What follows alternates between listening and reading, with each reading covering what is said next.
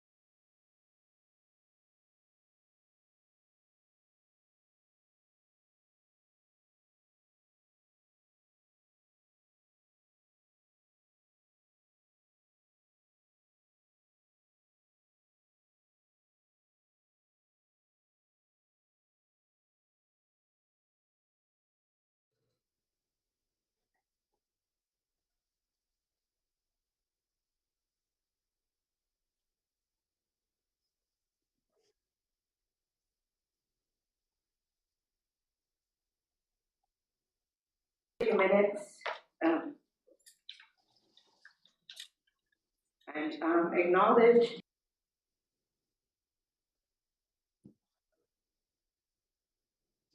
how sad that we have to say today's shooting that happened in Texas,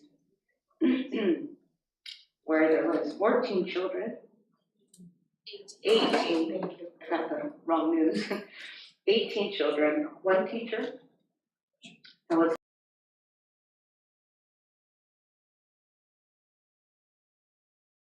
critical condition. There was also the Buffalo shooting that happened on May 14th, where there was 10 Black African ancestry people killed and 3 injured. Correct me if I have the data wrong. And there was also a shooting in LA a couple weeks ago at 3 spas, 8 people shot. Most of them were women of Asian descent. These are hate crimes. These are things that just are, I think, affect all of us as a country, and especially when it's children, right? Innocent victims and children, like happened today. So we wanted to take a minute, moment of silence in their honor, and think of those families.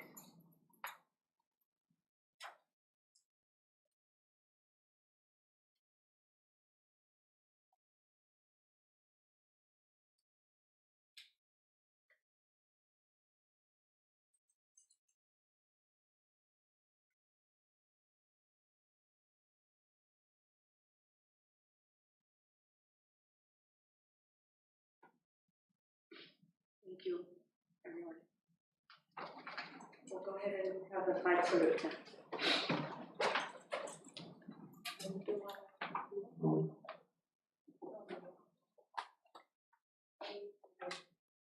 Pledge allegiance to the flag of the United States of America and to the republic for which it stands, one nation, under God, indivisible, with liberty and justice for all.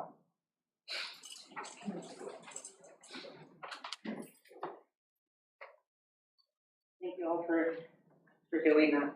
And as we go through our meeting, of course, we'll keep them in our thoughts and prayers. Moving on,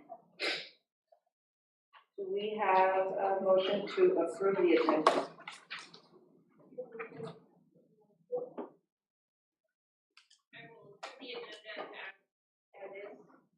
I'll second it. Discussion? All in favor? Aye. Anyone opposed? Okay.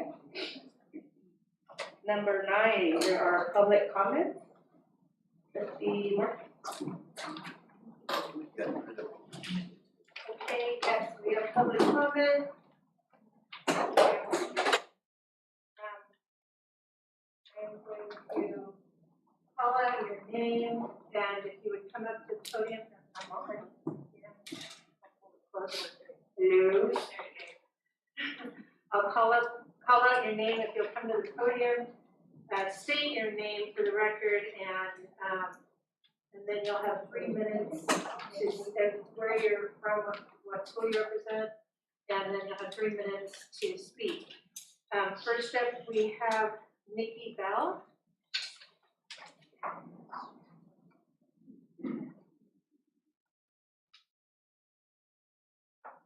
Hi, before I start, I just wanted to make sure I put the 4 together, and there's 4 of us I did working see on this that. presentation, so hopefully we were hoping we could do them in order. That's why you're first. Perfect, thank you. My name is Nikki Bell, and I'm an intervention teacher at Mural School. This a little bit closer. Perfect. They're tilted towards the mouth so they can hear you. Just for the people who are on. Okay, is that better? Yeah. Okay. Those of you who know me know just how much I avoid speaking in public. But I'm so passionate about the students at Aural Garden and the work our team is doing at this school that I feel moved to speak. We'd like to give a little timeline of the past 3 years. 3 years ago, when I was an instructional coach, one of my colleagues, Marianne Zuniga, suggested the idea of going to a week-long training in the summer and using the Orton-Gillingham approach, which was being held at Chartwell School. We thought it would be very useful as instructional coaches to be able to assist our teachers in learning this approach. Well, as often happens in this district, no plan or idea seems to last for more than 2 years, and instructional coaches were out. We found ourselves in May wondering what position we would hold for the following year. An opportunity was given to us to interview for a chance to be a part of an exciting new plan at Arl Hardin School. The new principal at Arl Hardin, Lilia Espinosa, had an innovative idea to help make change at the school. We were so enticed by her plan that we interviewed and got positions as intervention teachers. When Mary Ann suggested the same training at Chartwell to Lilia, she jumped at the opportunity and found a way to make it happen for us. The new plan included 4 intervention teachers and 1 data analyst that was promised to last for at least 3 years in the Lcff. We were all provided the opportunity to attend the training, and we were hooked. In fact, what started as a small idea blossomed into a district-wide movement. At the beginning of the 2019-2020 school year, Chartwell came to Hollister School District, provided training for over 70 of our elementary teachers, and recommended the use of PATH at all our elementary sites. We had a plan for Arl Hardin. We were able to provide each grade level, TK through 3rd, an intervention teacher specific to that grade level, and 1 intervention teacher for grades 4 and 5.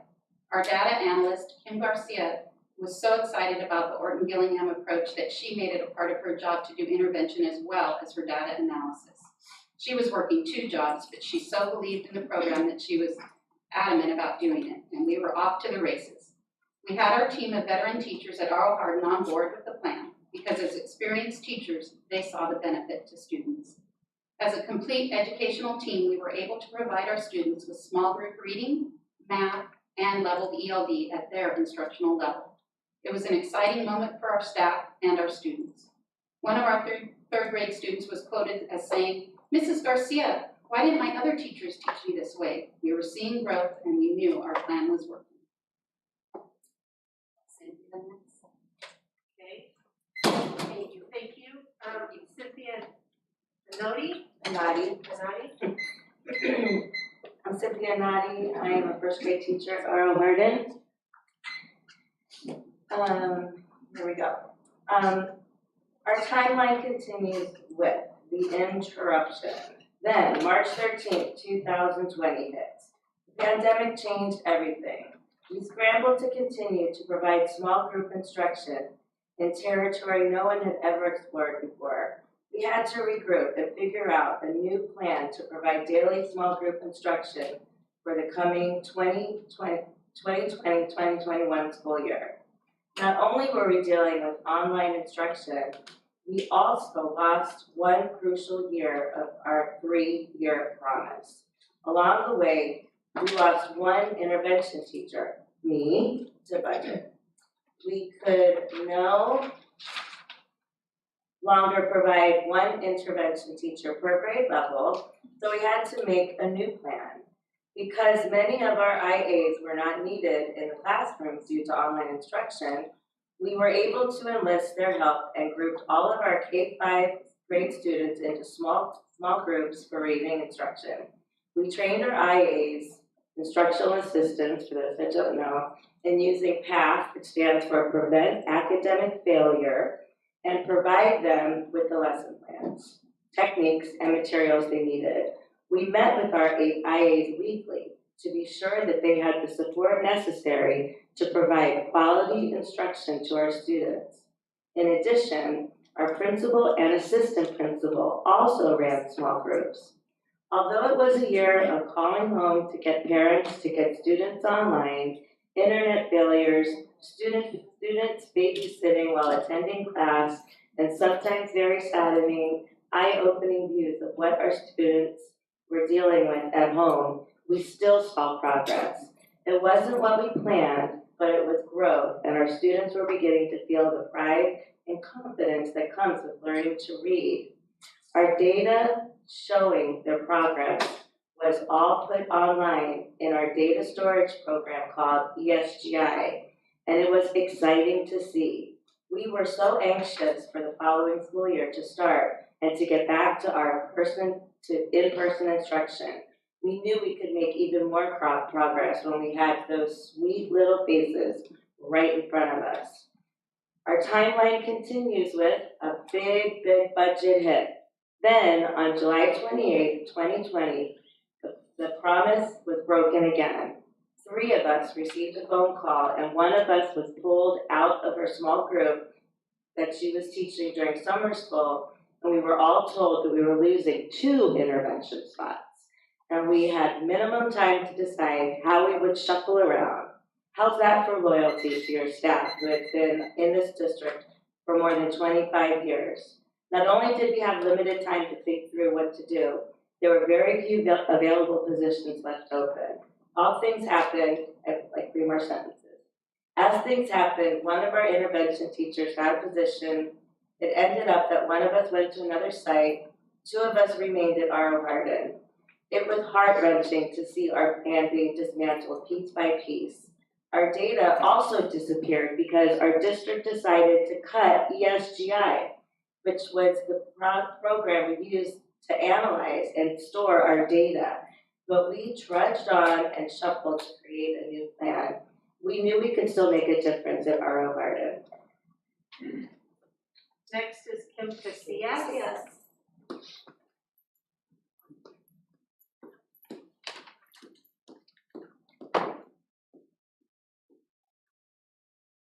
Thank you for having me. I'm Kim Casillas. I started my career 21 years ago at R.O. Hardin and just recently returned to R.O. Hardin. I was called by some of our intervention teachers and asked to join them to make a difference.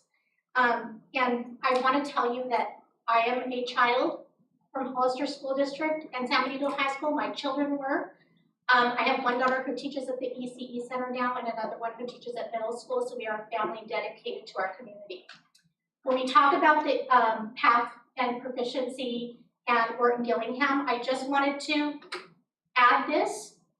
A fellow teacher in our district, a good friend of mine, her son was at Chartwell, and I have his graduation right here for you, and I'm going to give it to you. He is graduating this year with honors from Cal Poly, and going on to do his master's next year. And I want you to know that we believe in Chartwell, and this just is, I believe, helping. So I'm going to pass that on to you. Jan, I know you have several of my kids, but I really am here to talk about the importance of our intervention teachers and when we started. And when I came to R.O. Hardin, we had 4 intervention teachers, and one of the promises that was made to my partner and I is that we would have full-time intervention teachers in our classrooms in kindergarten, and it was to develop that early literacy that our kids needed. COVID comes along and things change, right? And we know it happens, we adjust. We regrouped, we came up with a new plan. Now we have 2 intervention teachers this year, and our 2 instructional assistants who are amazing. I don't know, we just were making such huge progress the first year before COVID hit.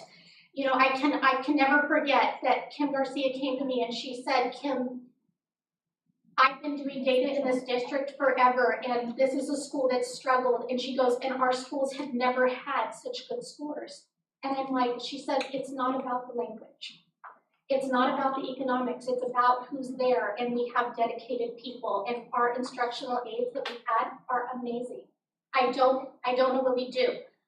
COVID hits, we have to adjust, we have to make changes. Our instructional assistants leave our classrooms, we only have them for 3.5 hours a day now.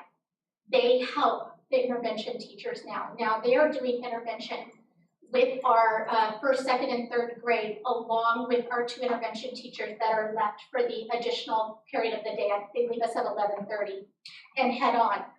That was the only way that we could make the changes and try and make the adjustments for the things that happened with those 2 teachers that were taken away from us. So how are we going to do this? We put our heads together, we came up with an idea. We had this amazing PE teacher. He knew how to help us. We talked to him about what we'd done in the past, and Gus Silva, he was flexible. He said, I'm gonna assist you, tell me what I can do, how can we make this work? This is important. Can I go on? Yes. Thank you. We created a schedule that supported the group instruction and sacrificed the kinder teachers. We were grouping kids in small groups for instructions. We had our IAs for 2 hours a day, then they went on and helped, as I said. We also had the benefit of Pam Little, who was nice enough to come and teach in our kindergarten classes, and you guys know she went with us from Sarah Vista for Arlo Hardin, and we don't always have that, so we're blessed her for that reason. Our program is slashed again. We're losing our PE teacher, he's the key to how we can do our small groups every day. He makes the difference. Half of them go out, half of them read, and then we switch. We're losing our intervention teacher. Now, how are we gonna make this happen with our small group instructions? How can we have this? So now we're at the point where, okay, now we're gonna have to slash our small group instruction in 3rd grade also, and only be able to do K1 and 2. And again, we're losing our aides in kindergarten where we're really benefiting from that. We know that it has been suggested that our IAs do all the work of small group instruction. However, teaching is an art. We've been extensively trained as intervention teachers and as teachers at the school through Chartwheel and the PATH training of Wharton Gillingham. We use the training to adjust the students when they're learning, and many times the adjustment occurs right on the spot. You have to know what to do. How are we going to correct that? What can we do to make the difference? Right there. The lessons are reminding them. They provide the lessons to the teachers. They provide the lessons to the instructional coaches. They meet with them every Thursday. They handle it, we fix it, and we're ready to go again the next day. They communicate their concerns, we make adjustments. There's something called the rabbit rule, so how can we test that? They're all trained in it. I don't know what else to say. It's so important. We've made such huge growth, and I just have to say on a personal note, I have my 2 grandkids in my class. They read everything. Nana, can we read that sign? Nana, can we read the menu? It breaks my heart. I'm like, are you guys doing this at home? Our kids are reading. They're 5 years old, and they're excited, and they're happy, and they're growing every day, and they're proud of themselves. And I hate to see us lose that. I hate to see us lose that because I feel like we're making such gains. I'm sorry I didn't go exactly by the notes. Okay, thank you. Miriam Zuniga.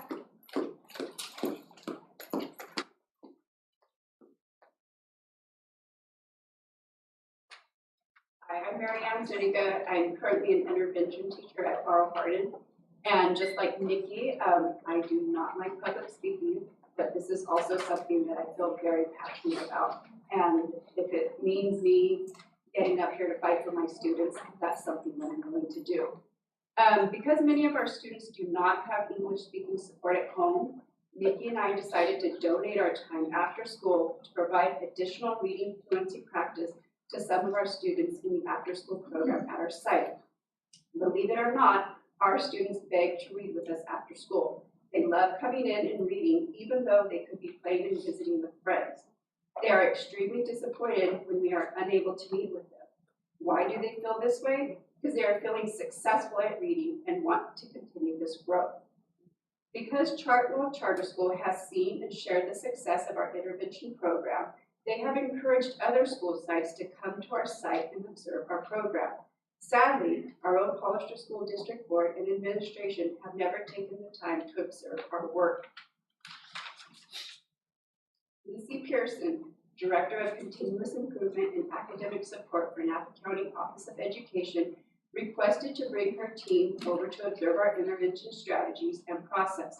So, on Monday, March 21st, the team of 5 educational experts came and observed.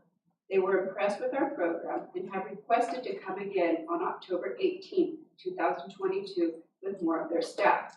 Unfortunately, with only 1 intervention teacher slated and no PE program to help create small groups, they will not be able to observe the same thing they got to see this year. It is sad that while other districts are trying to emulate what we are doing at Auditor Hardin, our district feels the need to cut the program once again. In February of 2022, our principal was invited to speak at a symposium in Sacramento, Breaking Barriers. She presented in March of 2022. Her focus in the presentation was to explain to mental health agencies, chancellors, deans, directors of universities like UCLA, UCSF, and Hastings, pediatricians, psychologists, award-winning authors, and Goldie Hawn, the founder and CEO of Mind Up, the importance of strong early literacy program that supports the whole child. All of these agencies recognize the need for student learning and the direct impact it has on their social and emotional well-being. They recognize the work we are doing at Arlo Hardin toward that goal. Student connection is an integral part of our jobs. Dr. Stephen Dykstra wrote, research shows that the single most powerful predictor of their ability to overcome the trauma and survive their circumstances is the ability to read. I want to share the story of a student who shared with me in the security of our small reading group that he was living in a car with his siblings and their mother. I was in awe that he still shows up and was dedicated to learning to read. Because he was able to share this information with me, we were able to reach out to our liaison, Antonia, and she was able to help connect the family with the resources they needed from agencies in our community. We continue to see his growth, and he hunts me down in the afternoon, seeking his fluency practice after school. This is only one example among many other stories I can share in connecting with students and being part of the team to provide self-support to our students, all while teaching them to read. We hope you will reconsider the cuts you are making to our district and consider students first. Thank you.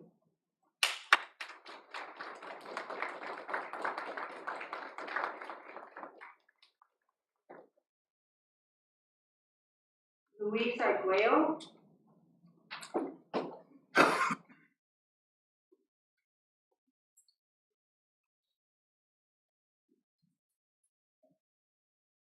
Hi, so I actually have a request to make. I have two amazing students and their parents here who would like to speak. So if I could let them go ahead of me, and then you can move me to the end of the line if needed. What are their I'd names? like for them to be Luis, here. what are their names? Oh, you have their cards? Yes, sorry. Oh. They are Sasha and Alyssa, two of our future ASB students for next year. Come on up, go ahead and come forward.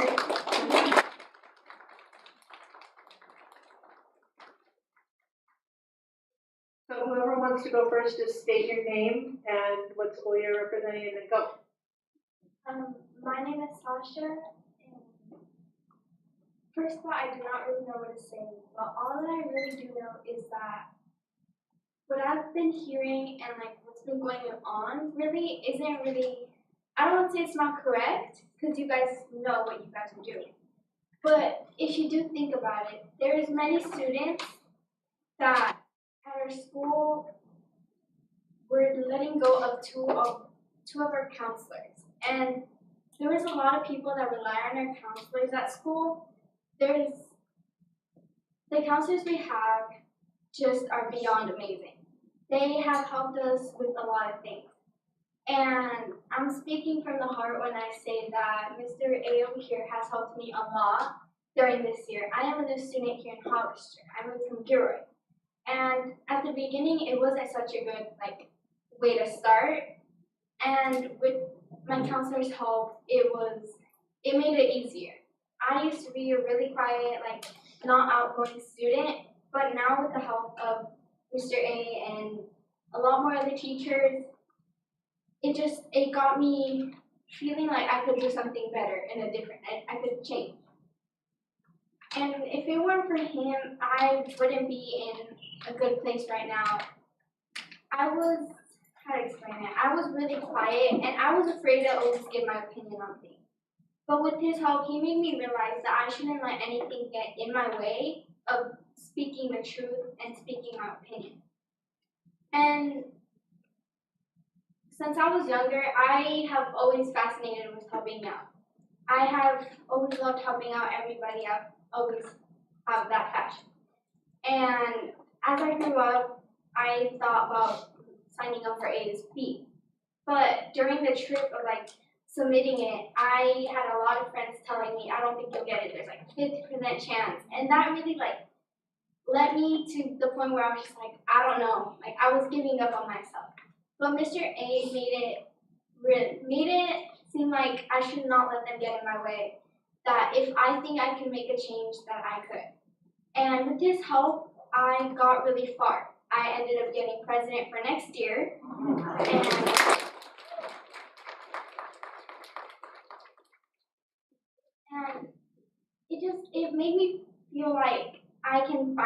change and not just be a normal student who was afraid to give her opinion and stay quiet. I feel like now with all the help I've gotten from Mr. A this year, it's just a lot more, like, I feel a lot more safer in school. School was just like my, I don't want to go to school zone, like I just didn't want to get up. But now I feel focused and ready to go to school. I wake up being excited going to school. Advisory was always the thing I looked forward to, not because it was the shortest class, but because I had an amazing teacher.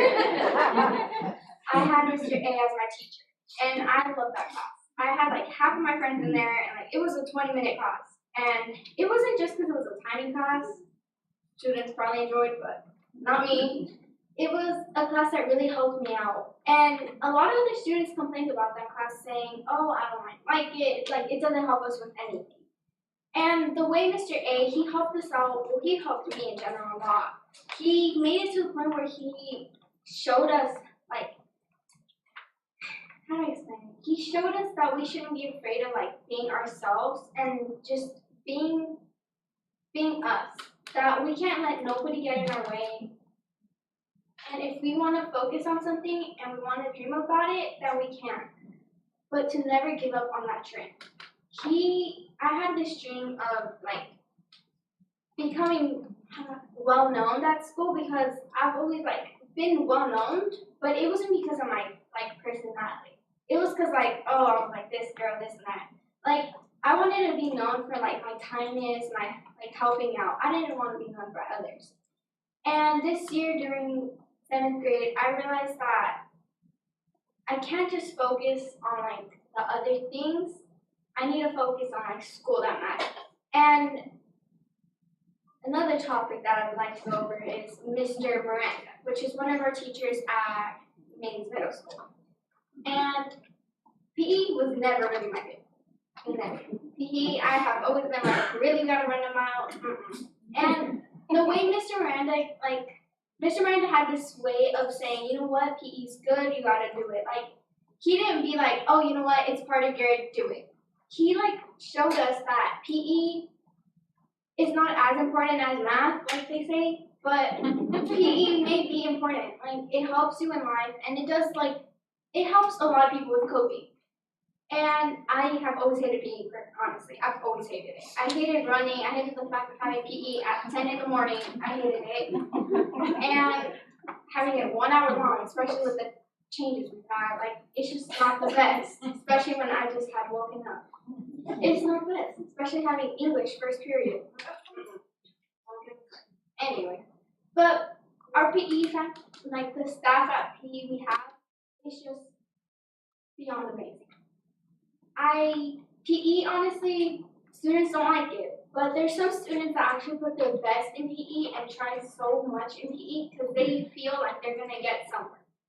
Talking about like the athletic students, they focus in PE a lot. And Mr. Miranda has been a really sweet teacher this year. He's really kind, and honestly, I feel like all the teachers I'm talking here today, I feel like they should all have like a say and to be able to stay in our school because they have helped us way more than just teaching us subjects and that's it. Because if you ask any student at school, they will literally have an essay of good reasons why we want these teachers to stay. These are just, I've never had any better teachers than the teachers I have right now. But that's all. Thank you. Thank you.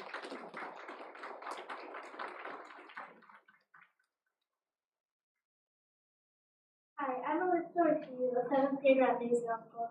I wanted to attend this meeting on behalf of the layoffs that will occur next year. Mr. Aguayo, Miss E, and Mr. Miranda are great teachers and staff members. I could tell you that I have been blessed to have them at school. And I would say for my classmates too, they really helped. And I would say that not only these great teachers, but are going to be laid off, but the size of classes are going to be getting bigger, and small classes help the students here because with big classes you're going to have not a lot of attention, and from going to 2 counselors to 0 will help them will be a big thing for a lot of the students who depend on the counselors.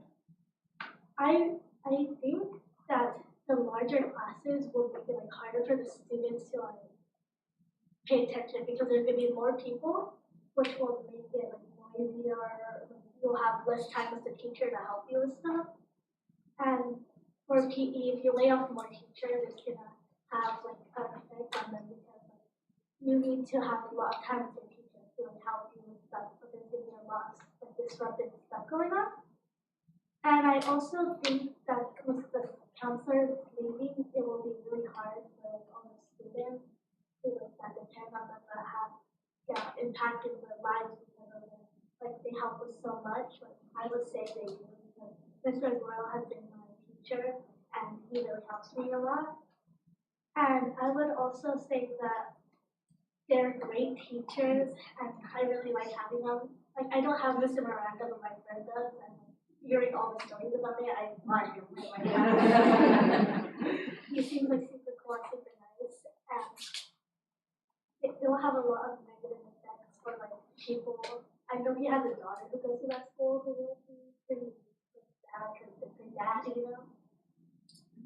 And I would love to like have this teachers and staff members stay here, and I really hope you can reconsider them.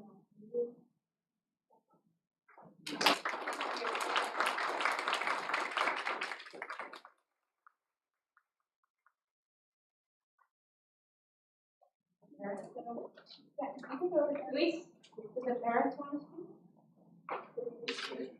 Luis, did you still want to speak? Oh, I did. I think they said what they had. Thank you. Thank you.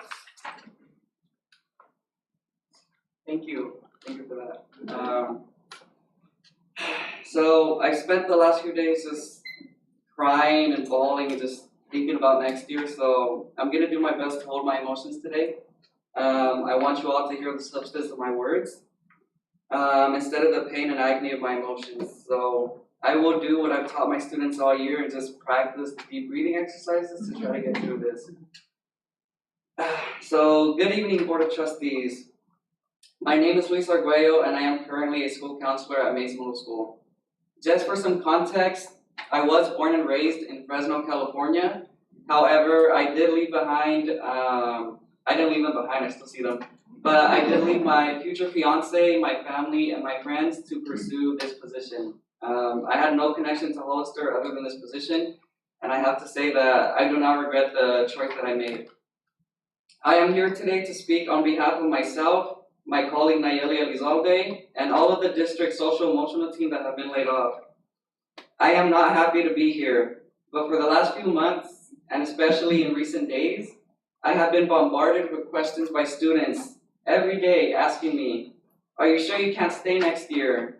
Do you really have to leave? What can we do to help you stay? My heart is heavy. I still remember the excitement that I felt when Linda Villalone called me and offered me the position. She made sure to let me know about this new initiative that I was to be a part of, known as the Social Emotional Team.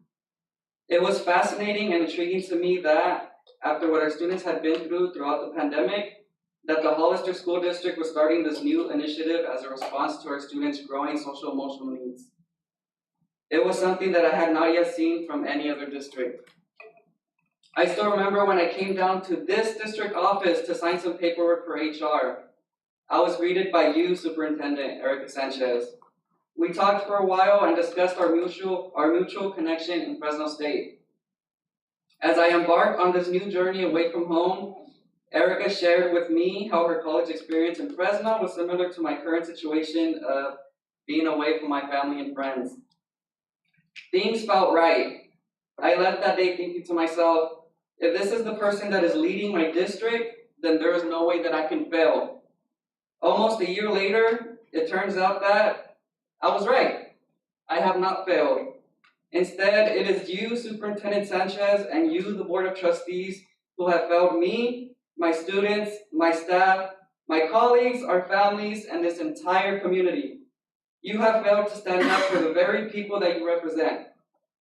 This year alone, I have had almost 1,400 contacts with students in my office.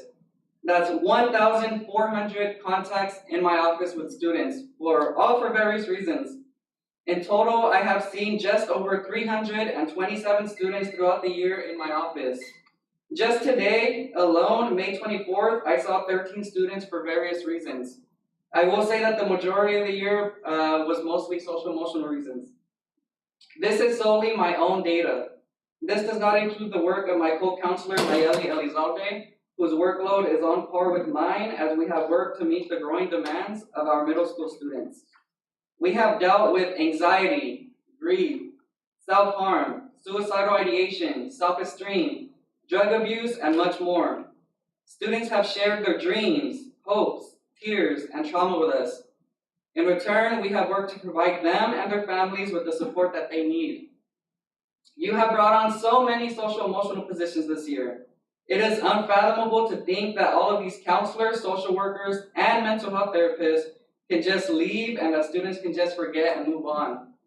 Why would you want to force these students to start all over with somebody new, or, for many sites, with nobody at all that is trained in the mental health field? Now, just to end, I'd like to just speak solely on my own behalf.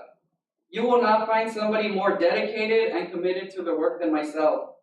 In the mornings, at break, at all lunches, and after school, you will always find me outside engaging with students and building those relationships. I have worked hard to make myself known on campus. I pride myself on the relationships that I have built this year with our students, their families, our teachers, my admin, our amazing office secretaries, our school psychologists, migrant liaison, paraprofessionals, custodians, cafeteria staff, and our incredible yard duties. In addition to my duties, I have also helped to bring an anime club to our campus. Just 2 weeks ago, we were able to present our very own Maze Anime Convention in the library that brought together students from all grades to share in their love for this genre. Students dressed up as their favorite anime characters. We gave away over 2,000 Pokemon cards, and students even got to do a meet and greet with a voice actor from one of their favorite shows. All that I am asking for, at the very least, is one more year with my students and staff. If at the end of next year I have not brought about sufficient change, or other budgetary issues occur, or anything else, then I will gladly walk away with my head held high. But to leave now, with so many students requesting my services, is just unthinkable. I cannot see it happening. So I appeal to all of you to please hear us out, use the funds that are coming in, and bring back the hardworking people that our students rely on so much sooner rather than later, because you will lose good working people in this district. Now, I am mindful of time, so I just want to say that I do have a statement from the executive director of the California Association of School Counselors, who could not be here or call in, but I will share that with all of you via email. In addition, I did send all of you a letter last week. I hope all of you got a chance to read it, and I thank you all for your time.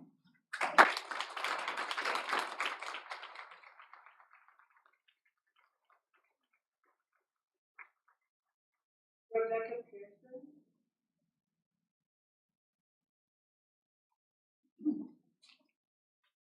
Good evening, Board of Trustees and all the guests and teachers who are here.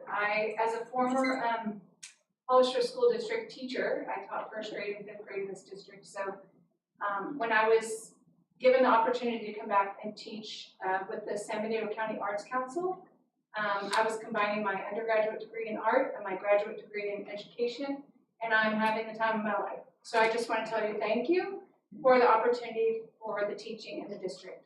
This year I served Aro Hardin School and Sarah Vista, and I taught 14 art classes a week, anywhere from 3rd to 7th graders.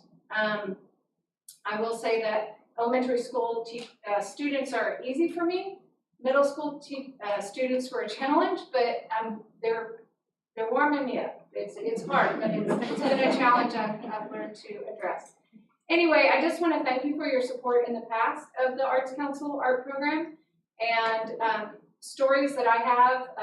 I had the vice principal this week say, Ms. Pearson, I've really seen a change in the art that the kids are doing in the classroom, like on whatever projects they're doing there. So she's like raised my confidence, and she said, you know, we've really seen the art talent come up, and that made me feel great.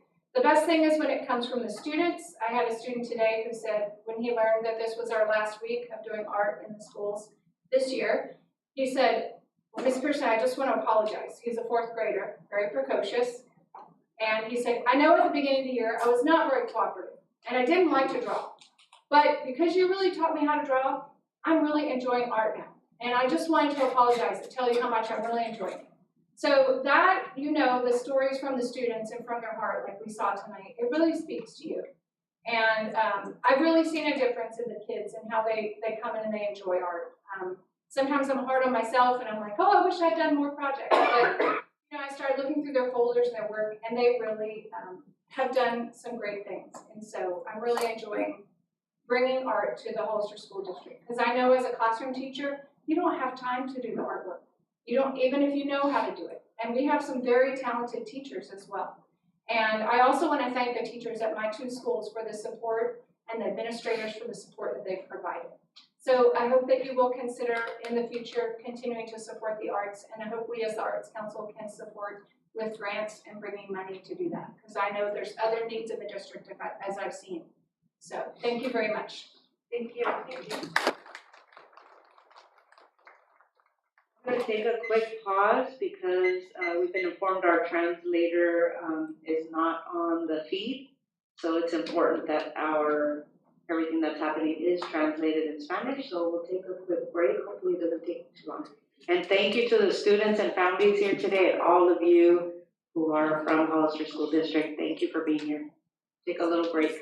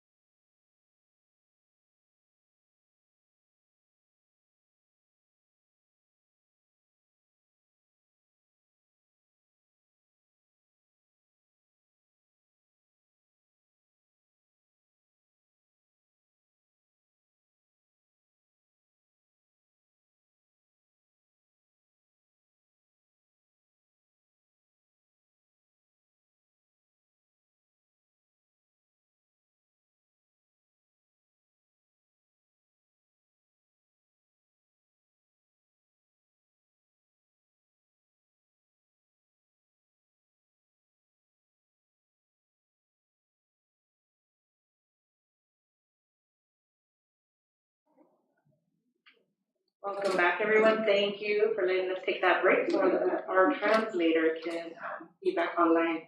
So we'll continue with public comment. Is the board okay with continuing?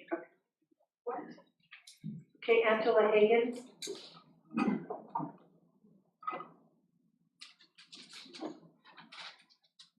I'd like to open also acknowledging what happened today and actually mentioning active shooters and it was written and I'm sickened that we've had our second elementary school experience in Mosquito and we're in the throes of that.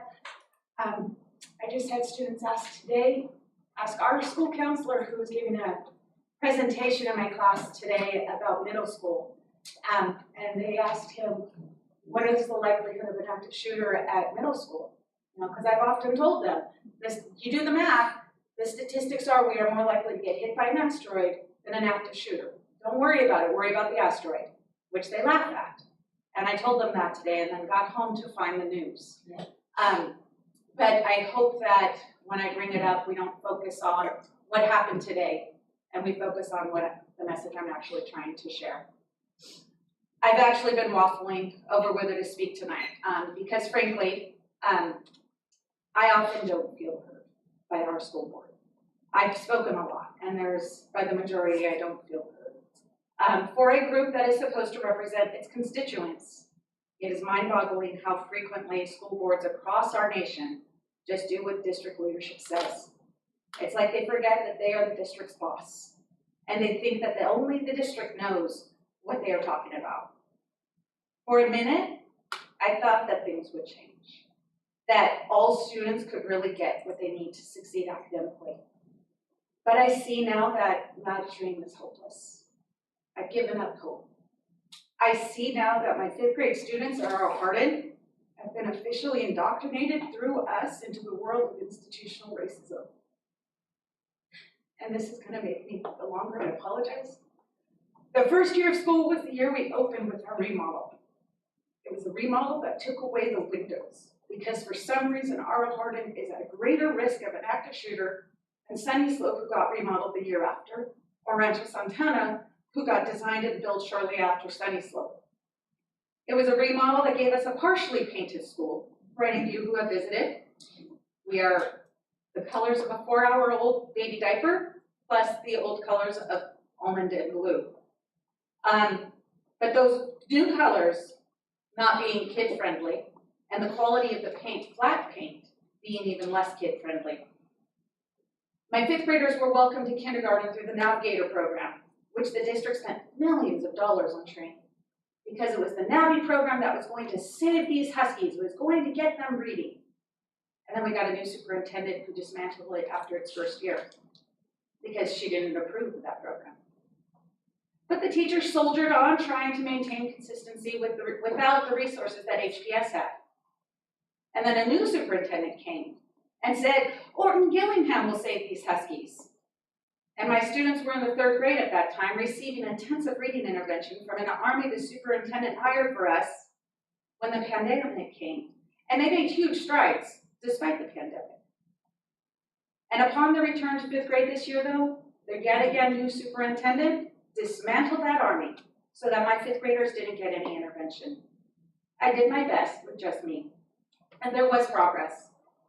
Many of my students made a year and a half or more of improvement in reading level, but way too many of my kids are going to middle school reading at a 2nd and 3rd grade level. That's even with improvement.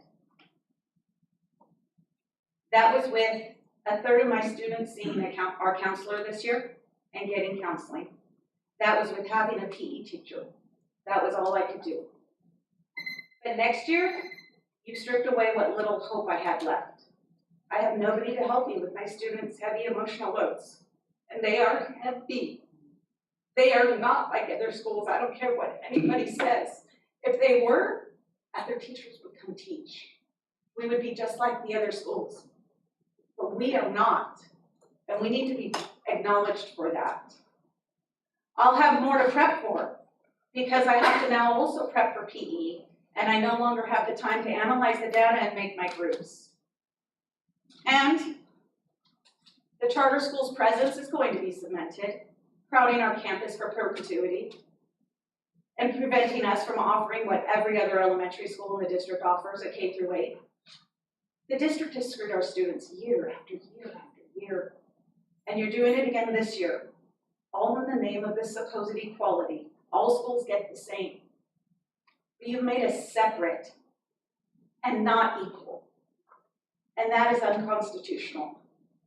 You fear a legacy of an uncertified budget despite having funds that can pay these salaries 3 years out, and a county that's the fastest growing in the state, and a budget revision that is showing us more money coming in.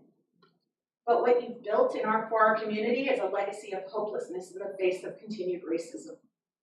Might not have been your intention, but that is the legacy that you have built. I no longer have the hope that you have the courage to change that. I don't know if I can teach you that. Thank you.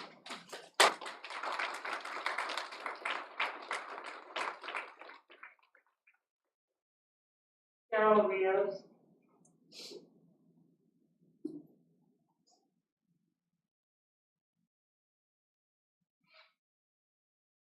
Thank you. Good evening, board and Superintendent Sanchez. What I'm going to say tonight is not what I had planned to say because of things that I've heard tonight and because of events of today. First, I want to talk about the presentation, actually, that the R.O. Hardin staff did.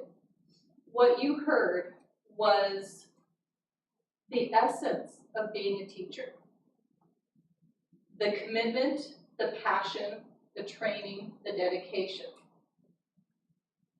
Then something happened and they had to regroup, which they did successfully. Something happened, they had to regroup, which they did successfully.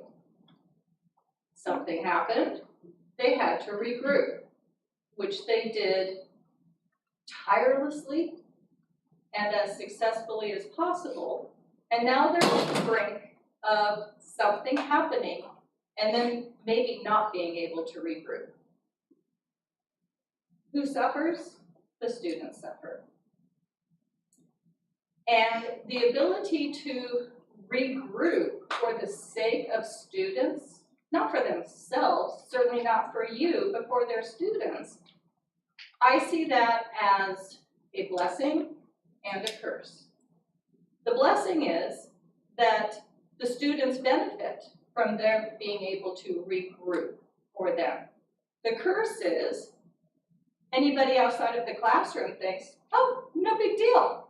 We can cut here, we can make a change, teachers will pull it off. HESTA has had the backs of the district financially and educationally for years, years and years. I also wanted to talk about today being, from what I've been hearing today, a day of numbers.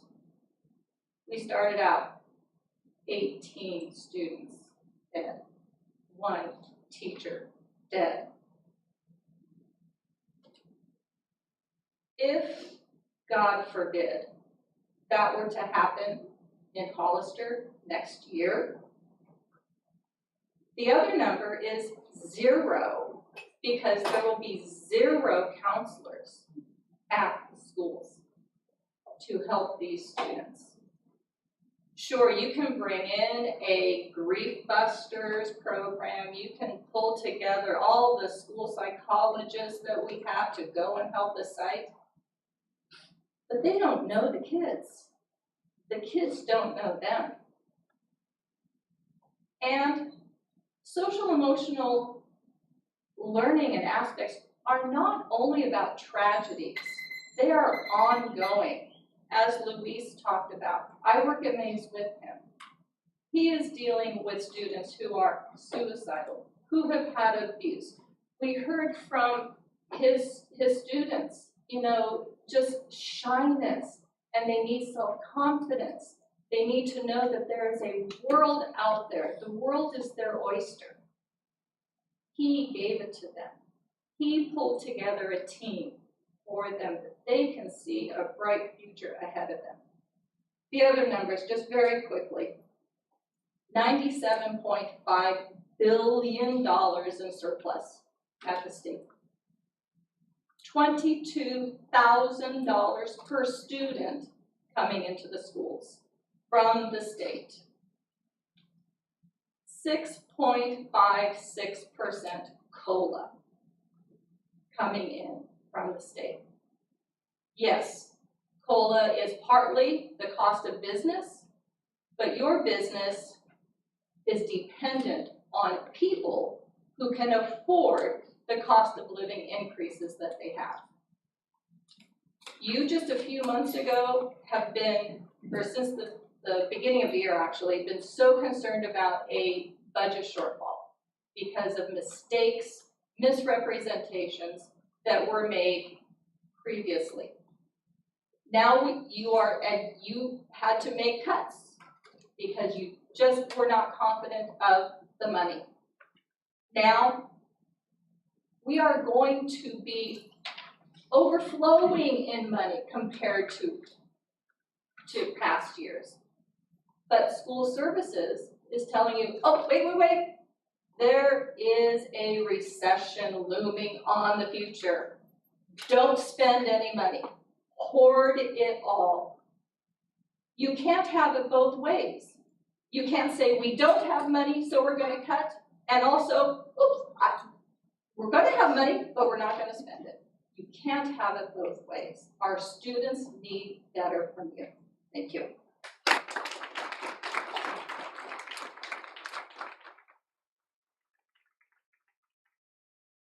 Anna Rodriguez. Can I hand this to you first? Can I give you a copy? Is that okay?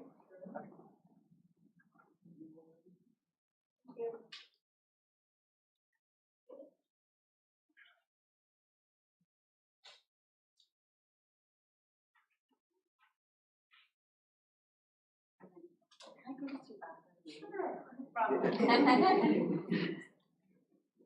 Copy pleasure. All right, hi board. Thanks for letting me talk. My name is Hannah Rodriguez. I teach second grade at Auditor. Basically, this letter I've written that you have a copy of is in regards to the recent financial cuts proposed for the 2022-2023 school year.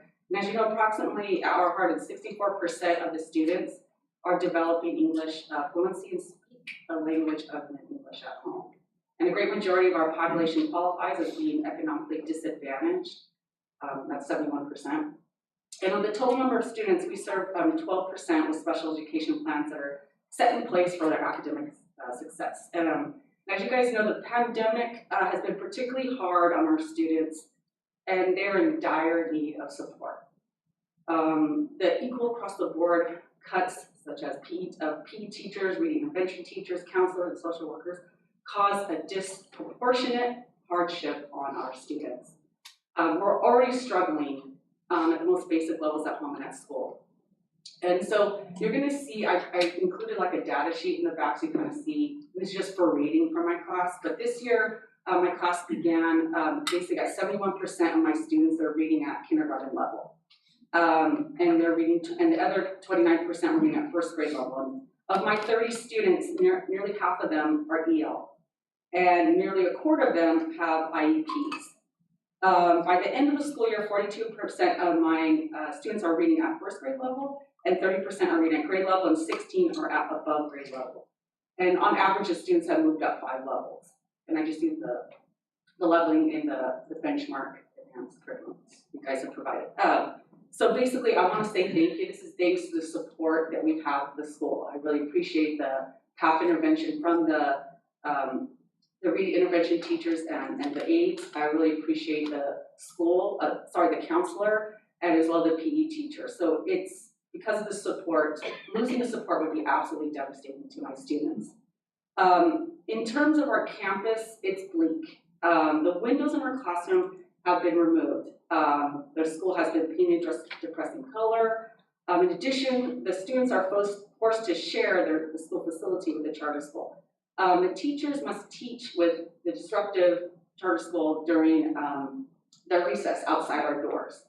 Kindergarteners must fight for their share of the playground and the restrooms with middle school students. This is not equity. And no matter how well-intentioned, these decisions are a breeding ground for institutional racism in the Hollister School District. We teachers are passionate about our students, and we see that our Hardin is a place to transform, it's a place of transformation. We're asking for the board to see our students for who they really are, and to help us provide these services, support, and instruction that they uniquely need. We're asking for 4 things. Almost done. We're asking for you guys to relocate the charter school. We're also asking, number 2, that you return the windows to the classroom, make them once again look like a classroom. We're asking you to repaint our school with a more inviting colors to uplift the experience, right, the students and staff, and for them to feel welcome at school. And we also ask that you use the Title I funds to pay for specific intervention teacher salaries, not the general education teacher salaries. So basically, what this means is we want to restore our Hardin to what we already have, right? We have reading intervention teachers, we have a PE teacher and a counselor. This is equity. These things would give our Hardin, the students their campus back. Please stop this road towards institutional racism. Please provide equity. Thank you very much.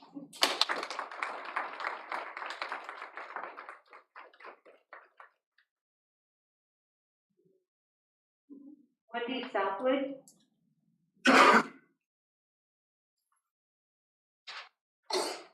Good evening, board and superintendent.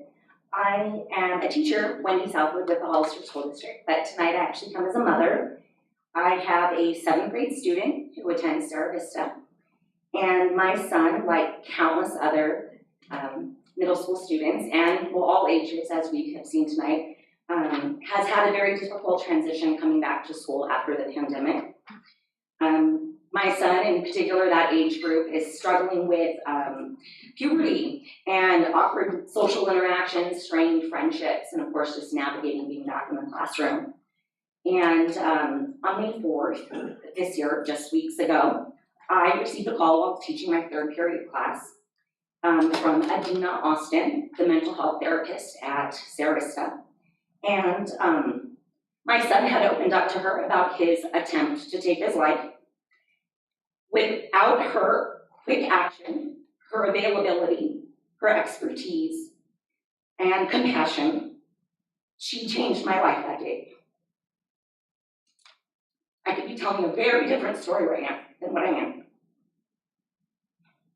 We went hours in ER, behavioral therapist, our family doctor, and San Benito County Mental Health, which I've had very positive experience with.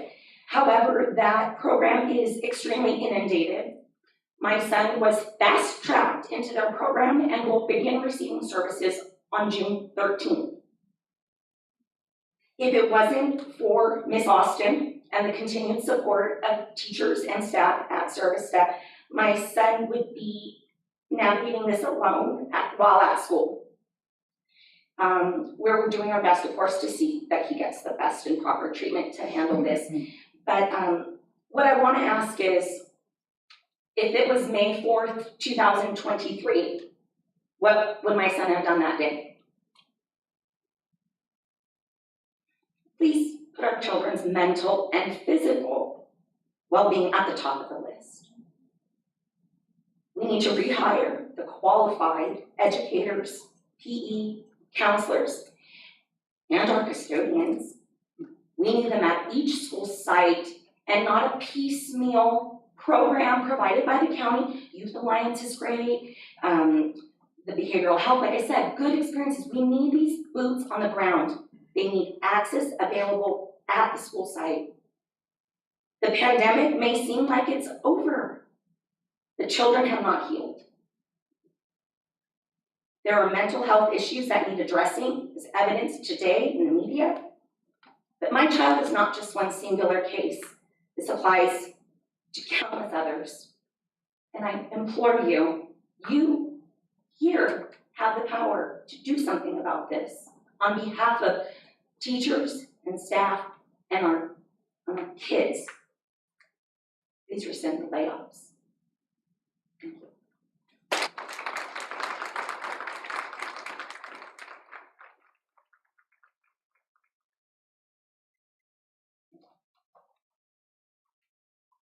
Dr. Clarabelle.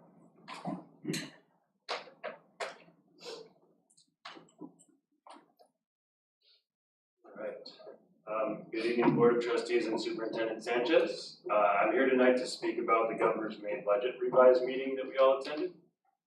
During our viewing of the presentation by school services, I asked in the chat whether they would be speaking about how we should spend the millions of dollars of additional monies that we're receiving on our current students, or if they would just simply tell us how to save it.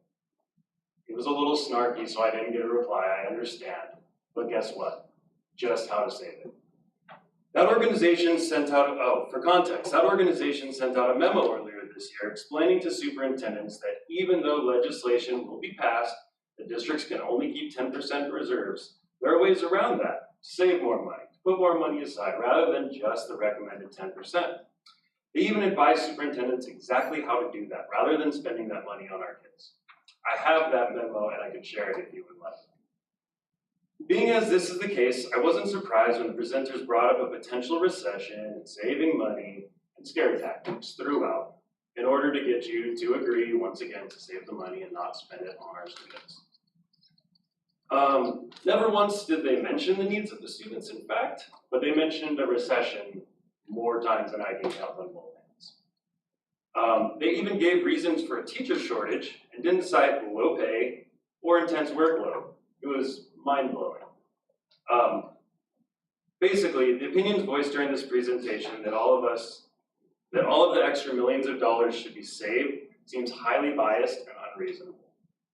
The reason I bring this up is to revisit something that I've been up here asking you all for over the last 3 months. Reinstate our SEL and PE teachers. Clearly, someone thought these programs were expendable as there was no attempt made to keep them. We've heard so many times from the district level employees that they know these people are important, and the programs are important, and we really want to keep them. But never has there been an attempt made to change anything around to actually keep these people. Additionally, as COVID cases are rising again, we have cut many of our custodians and a much needed nurse. Imagine the upcoming winter without sanitary conditions and enough help to test for COVID and send out notices. How many more weeks of distance learning do we want? How many more weeks of empty classrooms do we want to see again? Because we can't act proactively. Board members and Superintendent Sanchez, it's become apparent to me in my short time in HESTA leadership that our educational system creates two different and clashing sets of priorities. Administration is taught that they need to save money and spend it only as needed, because who knows what can happen in the future. We gotta have all that money just in case. Teachers working on the ground see that students need services, that we need to spend that money on our current students who need PE, who need SEL, who need all the things that were cut that you've heard many, many times and definitely know well what the cuts were. These priorities are at obvious odds with one another, right? But the goal is to find a balance between the two, saving money and actually doing what our students need. Too much one way or the other does not create a well-functioning school district. This year, we've clearly leaned too far one way. Our children are still suffering. Each year, I, as a middle school teacher, work with many very happy and well-adjusted students. But I also work with students with extreme difficulties at home. Students whose parents don't care about their education and they have to find that motivation in themselves to actually do well. And students who think about self-harm, suicide. Every single year that I've taught, this is my 7th year, it hasn't changed. This is an unfortunate reality of our culture today. Our job is to teach them as teachers and do that to the best of our ability and beyond that with a level of accountability that is enforced upon us. Fortunately for me, I have a background in counseling, so I can also help with a lot of the other mental health issues. Most teachers don't have that background and are not trained to assist. This is why we need the continued community school model we began this year. There are grants for that. There's a great deal of extra money right now that we're getting from the state. The school services told us all about, but then said, please don't spend it, right? Please do what is right. It looks like in the agenda, you can't reverse these tonight, so I'll cross that part off, but call a special board meeting, reverse this, do what's right for our students. We got extra money for a reason. It's not that we're a bank. Thank you.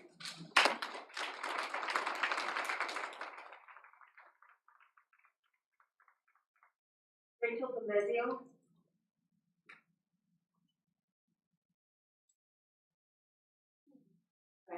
for my phone. Thank you, board, for hearing my comment. Can you bring the microphone closer to you? Thank you. I'm sure it's all good now. My name is Rachel Demizio, and I'm a kindergarten teacher at HDLA. I spoke at the previous board meeting about rescinding the layoffs in an effort to meet our Lcff goals and keeping in mind Hollister's growing population. I know the layoffs were finalized on May 13th. However, in light of the California governor's May revise and the millions of dollars coming to our district, I urge you to hire back our PE teachers, intervention teachers, counselors, school nurse, and custodial staff. We should be cautious with how money is spent. We all learned that lesson this year. But I can't fathom millions of dollars being saved away instead of being used on the salaries of people who work hard every day for our students. PE teachers are needed in a world where students struggle to be active. Active kids are healthy kids. PE teachers help students achieve a healthy level of activity. Give teachers back the planning and prep time that they are losing now that PE teachers have been cut. Hire back PE teachers. Intervention teachers are needed to support struggling students and to mitigate the learning loss caused by COVID. Hire back intervention teachers. Students need counselors for social emotional health. Childhood depression is on the rise, and COVID has only made mental health matters worse for students and their families. We also need qualified people who can identify and treat students in crisis, as we saw today with the shootings in Texas. We can't just do moments of silence. We have to bring our counselors back so that they can treat these students in crisis. Hire back counselors. COVID is still happening and affecting so many families. We need our school nurse back to help monitor the COVID situation and help support students with other health issues. Hire back our school nurse. Finally, our custodians work hard every day to clean, sanitize, and maintain our schools. We need custodians to do this important daily work so that our students and teachers can work in a safe and clean environment. Additionally, COVID cases are on the rise again, and we will need custodial staff to disinfect our classrooms and shared spaces daily. This cannot happen without at least 3 custodians per site. Hire back our custodians. Students need people to guide them, to support them, and to ensure they have a safe learning environment. Students don't need money sitting in a bank or some new fancy $1 million program. Hire back the laid off members of our team to help students today. Thank you.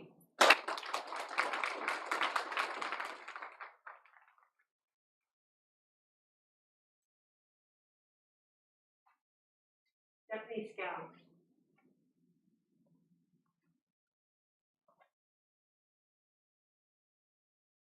Hello, friends. That's how I greet all of my students. Do that as well. My name is Stephanie Scow. I am a teaching artist with the San Diego Arts Council. I have been teaching this community for the last 7 years. I have worked with students from TK all the way through high school, juvenile hall, the continuation school, you name it, I've probably been there. And I've loved every minute of it. This year, I have the pleasure of serving or teaching 480 students every week in the school district, from 3rd grade up to 7th grade, which I just took on a couple weeks ago. But I've loved every second of it, and I've seen some of you in my classrooms as you've come through. So I'm here just in support of the arts, and I wanted to share with you a couple of student quotes as to why art is important to them. One just off the top of my head that I don't have a picture of is, sorry, we asked the students, or we did a project called Why We Heart the Arts a couple of months ago, because we wanted to actually show you guys why art is important to the students. And so when I asked the students, I said, if someone from the board came in and asked you how art made you feel, what would you say? How could you answer that? You know? And so I had one student immediately, who's usually pretty quiet, says, art is a place where I can feel normal. I can feel like I can be myself. I don't get judged. I have several students say that it's a place where they can release the stress from home life or everyday life. You know, things like that. And so I want to read a couple that I just took some pictures of.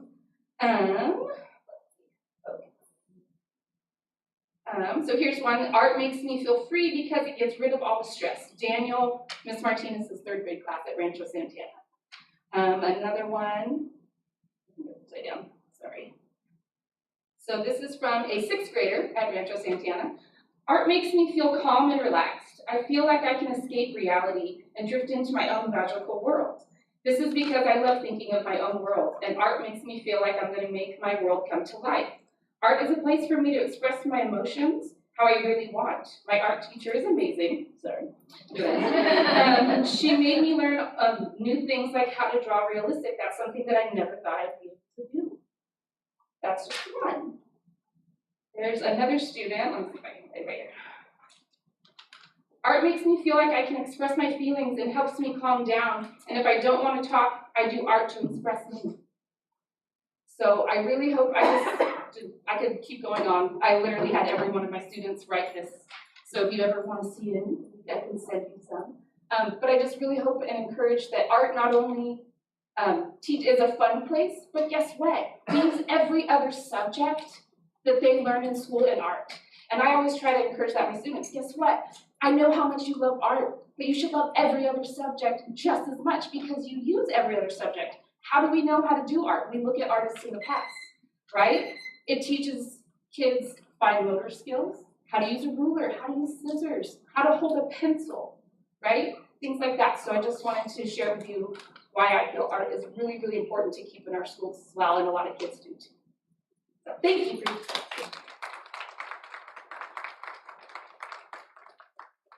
Kathleen Sampson.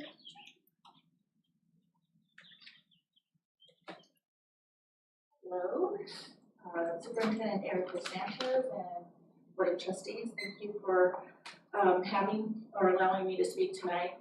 My name is Kathleen Sampson and I am an 8th grade English teacher at Mays Middle School. I am the colleague of Lisa Gallo and Naomi Elizalde, excuse me, and also Eric Miranda, and all three of them have received notice that they will be laid off. I wanted to talk to you specifically about our counselors at our school. So I've been in education for almost 20 years. I've seen a lot of counselors. I've had, you know, I've been friends with counselors. I know a lot. I've seen a lot of counselors. Excuse me. Anyway, and I noticed that our counselors here at Mays Middle School are the most dedicated counselors, most dedicated to helping our students that I've ever seen. They have been an integral part of our students' education, from leading restorative justice circles to our students who do not know how to navigate their emotions, creating a Friday lunch club for students who have difficulties making friends, to simply being a person to talk to who has a skill set to offer the emotional and academic guidance our students need. So just a little note here, I have a student, an 8th grade student who has a lot of anxiety, especially when it comes to testing, and she's a perfectionist, and she gets straight A's, and she's very, very talented, but she still breaks down. And when we had testing, state testing recently, we got to the part where they were doing their performance task, writing the essay, and she just put her head down and was crying and shaking with sobs. And I went up to her and I said, what's wrong? And she asked to talk to Mr. Argaio. I said, okay. So I called him and he was just like that. He was there for her. He took her out and they had a talk. And I have her 6 periods, so she came in after school. But this is something that he has done with a student and multiple students many times. He's there. Not only is he there, but Nayeli is there, Miss Elizalde is there. I just have to, make a phone call. The student is having a hard day, a rough time. The student needs to see you, and they're there. Mr. Argaio has created the Friday Lunch Club, which students love and look forward to weekly. They, even kids who aren't necessarily invited to the club, want to go. They want to go because it's fun and Mr. Argaio's there. He has made deep connections with students in the LGBTQI community at our school, which is a disenfranchised community. And so he's made those students feel at home and feel comforted and feel like they're good.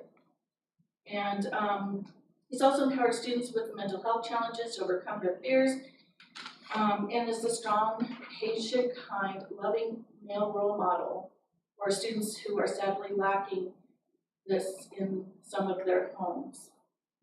Luis has also created the Anime Club, and I went and visited their convention, and it was impressive. He had it was all decorated, even like 3D decorations, and the kids were dressed up. He was dressed up, and they had posters about the history of cosplay, the history of anime, and all these books. And they had the TV set up, and they had the voice actor answering questions and talking to the kids, and that was so special for them. He did this. I've never seen a counselor do any of these things before. Our students love our counselors and will ask for them by name. And there are times when I notice them trailing our counselors in the hallways, out in the lunch area, during break, during lunch, just trailing them, just to connect with them, just to tell them about their anime, something about their anime show or a character, just to say hi, just to know that they are accepted and loved. These counselors go beyond their job description. They truly care about our students. We need our counselors. We need their expertise, their resourcefulness, their energy, and their love for our students. So please consider rescinding the layoffs for middle school counselors and our elementary school counselors, where there's such a desperate need for them in our school and in our community. Thank you very much.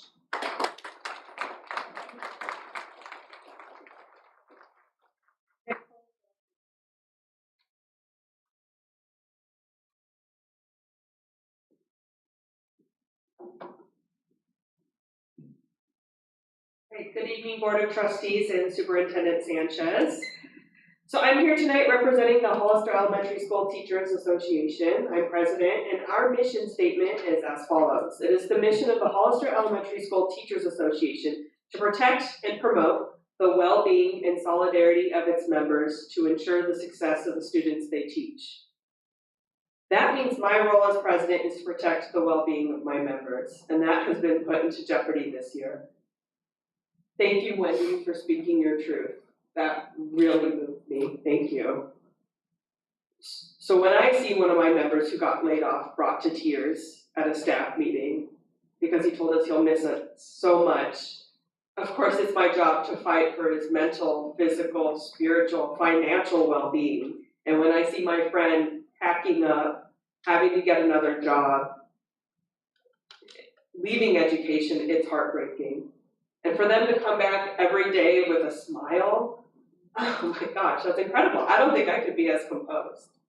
There's no way. It just shows what amazing people you've let go. So COVID brought with it not just an actual physical virus, but it also brought with it an overwhelming sense of powerlessness. That this invisible being that have so much power over our lives is scary. And I called it living, but scientists aren't actually sure whether it's a living creature because they don't grow, they can't make their own energy, and they're not made out of cells. So this quasi-living android thing has the power to kill actual living human beings and erase them permanently from this planet. So yeah, COVID is terrible and our students are reeling from it. They are constantly sanitizing their hands. Most of my middle school students still wear their masks, and it's forever altered them. And so it is part of HESTA's mission to ensure the success of the students they teach. So students aren't going to be very successful without the essential workers you laid off. My students need their PE teachers. You can imagine it's very difficult working on a schedule for PE when we have so few of them. My students need their counselors to nourish their soul. They need the intervention that PE teachers provide so that they can nourish their brains. And you have the power to bring some of those jobs back. And you've heard that a million times. We've done this before. I am having deja vu. So, and I know the layoffs have hit you hard, like I totally know. But now hope is on the horizon, right? The governors may revise. We know that you're getting another wave of money, and you totally have the fiduciary responsibility not to spend it willy-nilly. We know that. That's not what we're advocating for. But COVID has taken away so much of our power, but with this new money, you have the power to spend it and to spend it right. So what is the right way to spend it? Well, today's dollars need to be spent on today's students. I choose to believe in the goodness of people, so I have faith that once money comes in your coffers, that you will hire our people back. So I have so many more thoughts. I will leave it here, but I've shared with you my mission, and think about your mission statement, and are the layoffs reaching your mission, which by the way on your website says coming soon, so hopefully you post it. Thank you.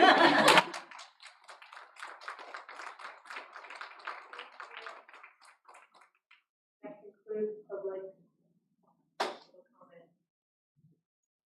Thank you, everyone. It's so hard not to comment. We're not supposed to comment back, but thank you for speaking your truth. Next on our agenda is report on San Benito Arts Council 2021-22 school year. We have San Benito Arts Council staff here.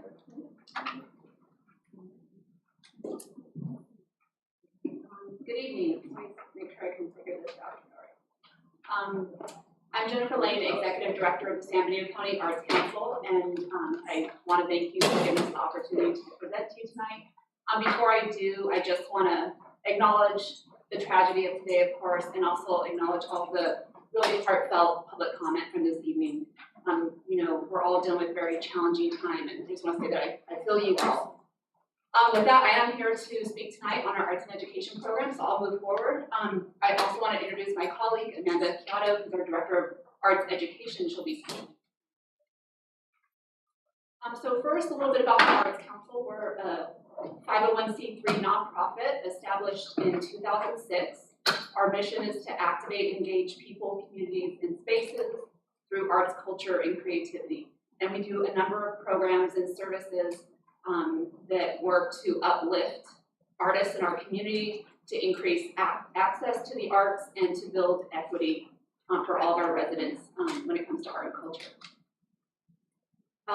I think the formatting was a bit off here when we translated from PowerPoint to PDF, but we provide a number of different programs and services. We provide professional development and technical assistance from anything from classroom teachers to our own teaching artists, as well as other artists and nonprofit organizations. We do a lot of advocacy, outreach, and fundraising.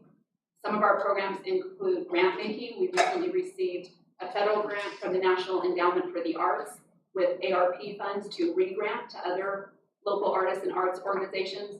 And of course, we do exhibiting and presenting. And most of all, we do arts education. That is by far our biggest program. It includes both in-school and after-school programs, and more than 90% of all of our programs and services are offered at no cost. So we leverage local, state, federal funding, private foundation funding, and earned income to be able to offer these services to our community. So why arts education? Why are we so focused on this one area? First, it is part of the education code, just along with English and math. It's Education Code 51210, I have it here, that details the course of study for grades 1 through 6 shall include English, math, social sciences, science, visual and performing arts, health, and physical education. The arts are not off to the side. There's no asterisk there. It is a part of the education code. And that's further elaborated in Education Code 51220 for grades 7 through 12. I think it's well captured here in this quote from Dr. Howard Gardner from the Graduate School of Education at Harvard that says, "The arts are a major area of human cognition, one of the ways in which we know about the world and express our knowledge. Much of what is said in the arts cannot be said in another way. To withhold artistic means of understanding is as much a malpractice as it is to withhold mathematics. Since schools traditionally develop only linguistic and logical mathematical skills, they are missing an enormous opportunity to develop the whole child. So the arts support the development of the whole child. We also believe very firmly that access to the arts, and when it is provided in the school, supports student equity and learning. Equity here, we define through a statewide arts education organization, Create California.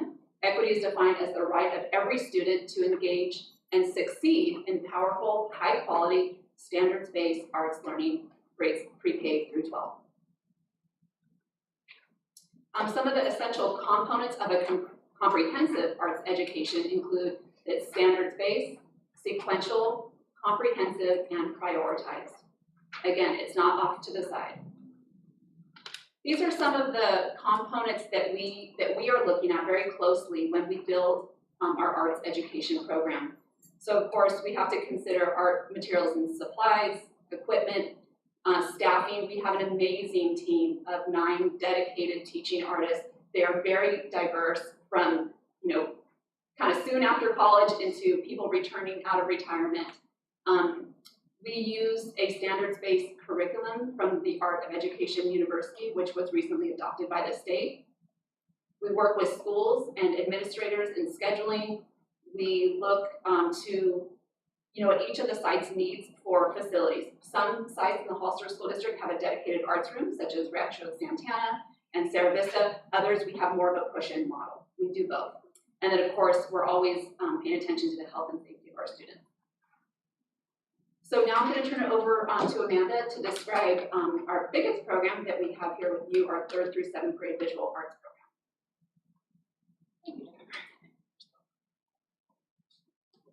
Good evening. Short too. Good evening, Superintendent Sanchez and trustees. Thank you for having us here this evening. I would also like to recognize all of the heartfelt comments this evening and acknowledge the tragedy of today. And I wanted to thank all of the speakers because between our staff, we have students in the district, and all of the services are meaningful to us personally too. So I appreciated that. I'm Amanda Chiato. I'm the Director of Arts Education. I've been working for the Arts Council for 10 years. I love my job. So the 3rd through 7th grade visual arts program is very close to my heart. We've worked a very long time in partnership with the district to grow this program, to build relationships with the community and our teaching artists. So each week we deploy a talented and diverse team, as Jennifer said, of 9 teaching artists to reach over 2,500 students per week in 86 art classes at all TK8 sites. Students work in a variety of media using the standards-based curriculum, the Art of Education, and we're so happy that it was adopted, and the district purchased that curriculum as part of the contract with the Arts Council. And there's Stephanie, photo there. They're doing clay. You'll see later that's their favorite thing to do. Here is a beautiful mural from our 2021 Summer Mural Arts Program. And we have Trustee Toasty there in the photo, and I want to thank you and Trustee Torres de Luna for visiting our sites and watching the powerful program in action. And I had the great pleasure of discussing some of our priorities and things that we're passionate about, such as our social emotional learning focus and arts and healing and culturally responsive teaching. I won't read that quote, I'll read the next one. This photo also got a little wacky there. So there's another one of our fantastic teaching artists. She's so well loved by her students. That's one of the things that you'll see in the data later, that students really do make these deep connections to their art teachers. And just as someone said earlier, the students need people. And we saw a lot of that through our focus on social emotional learning and the curriculum this year. So here it says from Monique Ruiz, who is a great collaborator, and all of our administrators are so passionate about doing things for students and working with us on scheduling, which can be a logistical nightmare. So Mrs. Ruiz says that the students in HDLA look forward to their art lessons each week. They admire their art teachers, and it is the best part of their day. In producing this program, we are reaching many students whose gifts and talents are not necessarily expressed or acknowledged in their core studies. And Mrs. Ostoya also said something very similar. I also wanted to mention something else regarding the last slide. The Hollister School District's contract with the Arts Council provided arts programming throughout the month of April. And we really advocated to extend that program, but we were so proud to work directly with many of the school sites, most of which use site funds to extend the program to the end of the school year. So through those partnerships and those dedicated funds, they were able to extend those programs. And we have a lovely video that I'll have to share of Ms. Scow announcing to her students that the program was extended. She said, remember how art was gonna, be ending? Well, it's actually extended, and they just all erupted into this beautiful cheer. This is a photograph, sorry about the placement here. This is a photograph from the County Art Showcase, which was very successful this year. This is a program that we collaborate with the County Office of Ed on each year. We were really happy to have it in person. It was very challenging and very interesting doing a lot of things virtually. I think we learned a lot about our capacity. So here, the great news about this was that there was over 1,800 entries to the showcase, and over 1,200 of those entries were from students participating in this program. And here's another photograph of the very successful summer school mural program. 10 sites got very individualized, unique murals. The curriculum is very dynamic. It's student-led and student-driven. And in that way, we're able to create murals that reflect each unique school community. Okay, now I will share just a little bit about the data that we are still in the process of collecting. When we created this presentation, we had 109 responses. Now we have about 230, so about 10% of our population served. When we were creating this survey, we just really wanted to make sure that students were able to express their thoughts and feelings, that we were listening to the students and how we're developing and modifying this program to meet their needs. And because of our focus on integrating the 5 social emotional competencies and healing through the arts, we really thought very strategically about the questions we asked to address: self-awareness, self-management, responsible decision-making, social awareness, and communication skills.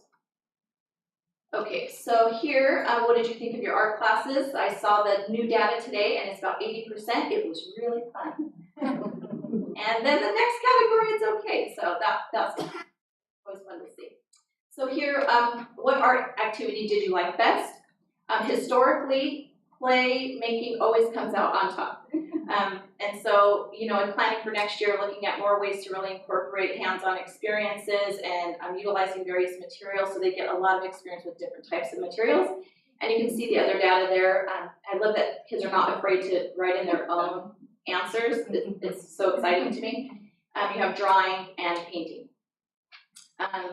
And then we really wanted to focus on how are we meeting student needs right now, post-pandemic. How has making art helped you deal with any of the recent challenges? Check all that apply to you. And you see there coming out on top is schoolwork and tests. And then a pretty equal span there with COVID, feeling worried and scared, being stuck at home and missing friends and family. And the beauty about this is that the skills and things they're learning in art, they can take and do at home. They found ways to cope and deal with some of these challenges that they can utilize when they're out of art class. What did you like best about your teaching artists? They made learning art very fun. And then as I was mentioning earlier in the presentation, the things that resonated with my heart were they worked really hard to help me be successful. They believed in my abilities. Those are the people that we want our kids to be surrounded by. They cared about my feelings, and they helped me share my ideas, which is what these are our future leaders. Those are all the skills they're going to need. Finish this sentence: when I make art, I feel, and you just see it there. It's just a beautiful graph. Calm and happy and excited. And Other data that you find out in the world really also shows that the arts keep students in school and engaged in school. After a whole year of making art, how do you feel now?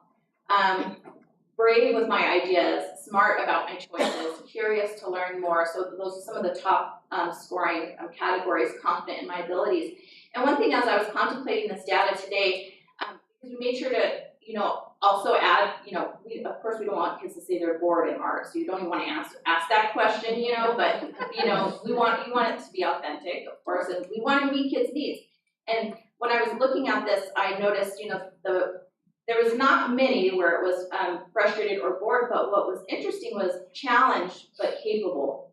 And that's that beautiful zone, we always like our stretch zone where we want kids to exist in. And so I felt very proud of the work and happy to see that we were meeting a lot of students' needs.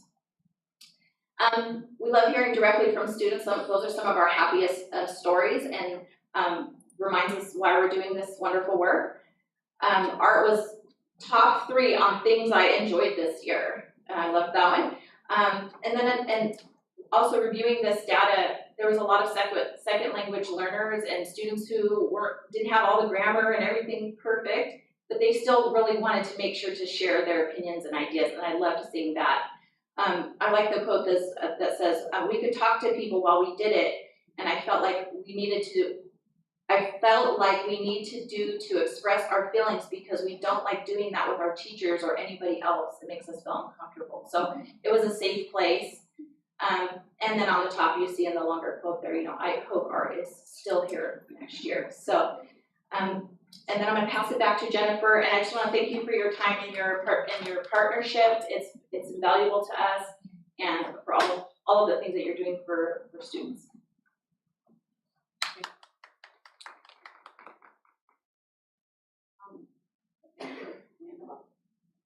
Yeah, and as we complete the data, the program ends at the end of this week. We'll share the full survey response so you can look through it at your own time. We just wanted to announce a couple opportunities that might be interesting to folks in the Hollister School District. One, we have our 2022 Arts Express grant program open. That is a combination of funding that we get from the Packard Foundation and the National Endowment for the Arts. We have a category of teacher grants where teachers can apply for up to $500 for art and culture related activities. This can include field trips, visiting artists in their classroom, art materials and supplies. And it's not included on this slide, but we have another category that school PTOs as kind of groups can apply to for up to $2,500 for arts-based activities. So this is open through June 17th, and we really encourage folks to apply, and funding can certainly be utilized in the next academic year. So as we close, we kind of want to look towards the next school year, 2022, 2023, and we're really grateful to Superintendent Sanchez and Carolyn Calero and other folks in the district that take our emails and our phone calls when we have questions about the budget and how are things looking. We really want to ensure a continuation at a minimum of the 3rd through 7th grade program. We see this as a base program, and I can tell you that we started very early on, back in 2009, with the Hollister School District. That was the year that we had our first kind of official contract with the district, and that was with Gary McIntyre at the time, and it was $5,000 for the whole district to serve, all the schools, and I think we had about a $500 art stipend. And we leveraged that funding 20 different ways, to have something meaningful and impactful. This year's contract is closer to $130,000. We do a lot with that funding. As we grow, 10 years ago, we would have said, we couldn't believe it if the district would have a contract with us for $130,000. What we do with all the teaching artists that we employ, the art supplies, the curriculum, we are still leveraging that funding 20 different ways. We do a lot of professional development, a lot of peer support for our teaching artists, and we'd like to see that continue and grow if it can. We're, of course, interested to explore opportunities to expand this program to other grade levels. We would like to bring back the 3rd grade ukulele program that we launched in 2019, 2020. I think we have that 2 years. We got a grant from the California Arts Council and then partnered with the district for some additional funding for ukuleles. So the district does own 200 ukuleles that are sitting in our storage and just waiting for, you know, third graders to pick them up, and so we'd like to bring that program back. We too had a lot of challenges with COVID and coming out of the pandemic and the funding, the access to funding that we lost. And you know, in a rural community, it is difficult to find funding. The California Arts Council, which is our state arts agency, is one of our biggest funders. We kind of go after everything that we possibly can, and they had to cut back on a number of programs this past year. Fortunately, they're bringing all of that back. We're in the process of applying right now. So we will be applying to funding for arts education, professional development, for cultural assemblies. We really want to bring those dynamic art performances back into the schools, as well as match support for the 3rd through 7th grade program. We've also applied to a substantial grant from the California Department of Ed for social isolation support. Art programs is one of the eligible categories, and I've been sharing with Superintendent Sanchez that we are literally checking daily, refreshing the page to see if there's an announcement yet, so we'll let you know as soon as we hear back. But we're using all of our internal capacity to do what we can to bring that funding to our county. It is vital. We also will continue on our own, data collection analysis.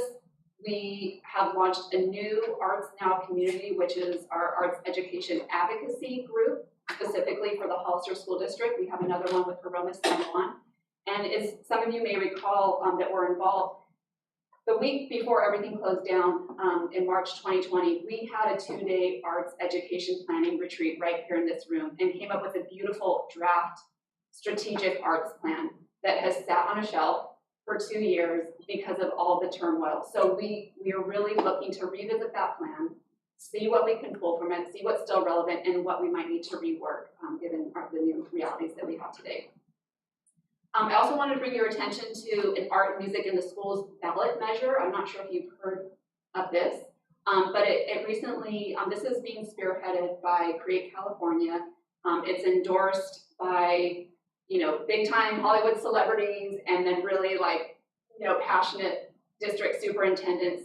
It recently collected 1 million signatures and will be on the ballot in November. But essentially what it does is, if passed in November, it sets aside 1% of Prop 98 funds for arts education that go for arts education that will go directly to the district. Districts must use 80% of that funding for arts personnel, and 20% can be used for supplies and then some of your own administration. So we encourage you, I'm not sure if I can say this, but we encourage you to vote yes on this when you see it on the November ballot. It will be an amazing thing for our community and for our district, and it'll give us the opportunity to kind of piecemeal a little bit less, something that should be institutionalized, And we hope that this goes into effect the following school year in 2023-24. Finally, just another quick announcement, professional development. We collaborate with CSESO Region 5 on their Arts Integration Summer Institute, and if anyone's interested for more intensive arts education training, we're happy to put you in touch with the right people, and there are some stipends available. We do, of course, some of our own training, and our focus really over this last year and looking forward is the integration of the arts with social emotional learning, and we've applied for funding for focus training with UCLA Arts and Healing that is really, zeroing in on the benefit of arts for mental and emotional health and student health. I think that concludes our presentation, and we invite you for questions. Yes. What would be the amount that you would like to see us put in our Lcff? Yeah, I mean, well, you said 130,000. So I think if we just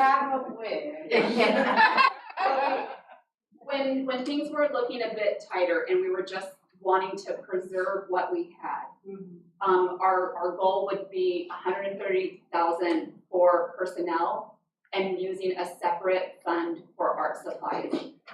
We would need a minimum around 20,000 for art supplies and materials. I think last year, or this year, we had 15. And we kind of had to be very, conscientious with what we could order, and that kind of determined what curriculum we could use, because we wouldn't have enough funding for some of these, more interesting art supplies. So we kind of had a basic level of like pencils and watercolor and so forth, but we would, and especially since we've been doing this program, it's now in its 3rd or 4th year, some of these kids are getting pretty sophisticated, and we need to challenge them. So I'm not the most knowledgeable person to speak about the curriculum and supplies. I don't know. Yeah, I think that the limited supplies was a challenge because we could only pull so much from this very dynamic curriculum. And as you can see by the data, kids are eager to do more hands-on, more 3D. And so I'm excited to really dive in and make it meaningful. I have lots of ideas for how to design it to be really effective and to utilize the supplies efficiently. And we also spoke with Caroline about maybe utilizing the district to maybe we can get supplies in bulk for a lower price. So we're pretty savvy, I think, but a bit more funding for supplies I think is pretty crucial for next year. And then just as another note, the 130,000 carried us from late September to the end of April, and then we asked school sites if they had available site funds to extend the program. So if we wanted to really, have it go a full academic year, that 130,000 for personnel would need to increase slightly as well. Well, I can get that number to you. Well, will you guys put together what, we're not asking for a Cadillac, we'll settle for a Ford, okay, give us a sedan, and, because we need to have some kind of idea, because proposal. Some type of a proposal. Yeah, and typically that is the process, where, Okay. We'll make this report to you, and then we'll follow up. We don't have a firm number today, but we certainly will follow up with the superintendent and with Carolyn, whoever else, with a proposal. And what we also do typically is propose a few different scenarios. Okay. So what it would look like if we just ran it September through April, what would it look like if it was full year, what would it look like if maybe we brought back the 3rd grade ukulele program, if that was a priority. So we can do a few different scenarios, and then the district can determine what works best. That'd be great. And I would just like to add, there was a lot of discussion tonight about equity, and some of the school sites that were not able to use their site funds, and I'm imagining what they did use those funds for, were not able to extend their programs, and it created an inequity. So I would not want next year to have the sites be responsible for. I agree. So I would just want to, get all the resources to all the students in an equitable way. I agree. Trustee Martinez? Trustee Toasty? I think you have a great program. I loved the 2 teachers that I visited, and the students were so happy to be in that class at that time. You could tell, and it was true. What they were writing on the survey, I could talk to my friends and show them what I'm drawing. It's all 100% true. I really appreciate, the teachers that you have for this program. Thank you. I just want to say you guys do a great job, and thank you for your presentation. Thank you. And I also got to see, the teacher and the students, and she was, what I really liked was that she was bilingual, bicultural. She spoke to them, like a tia would, she was like, mijo, mija, and then she said other things. I was like, oh, and then they all ran to her. I was like, oh, and then it was just really nice. And the teachers, that were there, everybody, it was a community, right? You are a part of our community, and so you're doing a great job. I would be curious to see if we can view the strategic plan that you have put together, just to kind of see what it is you all were thinking at that time and what is relevant now, what is it? And then also this art, is this the grant, the art, music in schools, or is that That's the ballot. the ballot measure? So that will be exciting to see.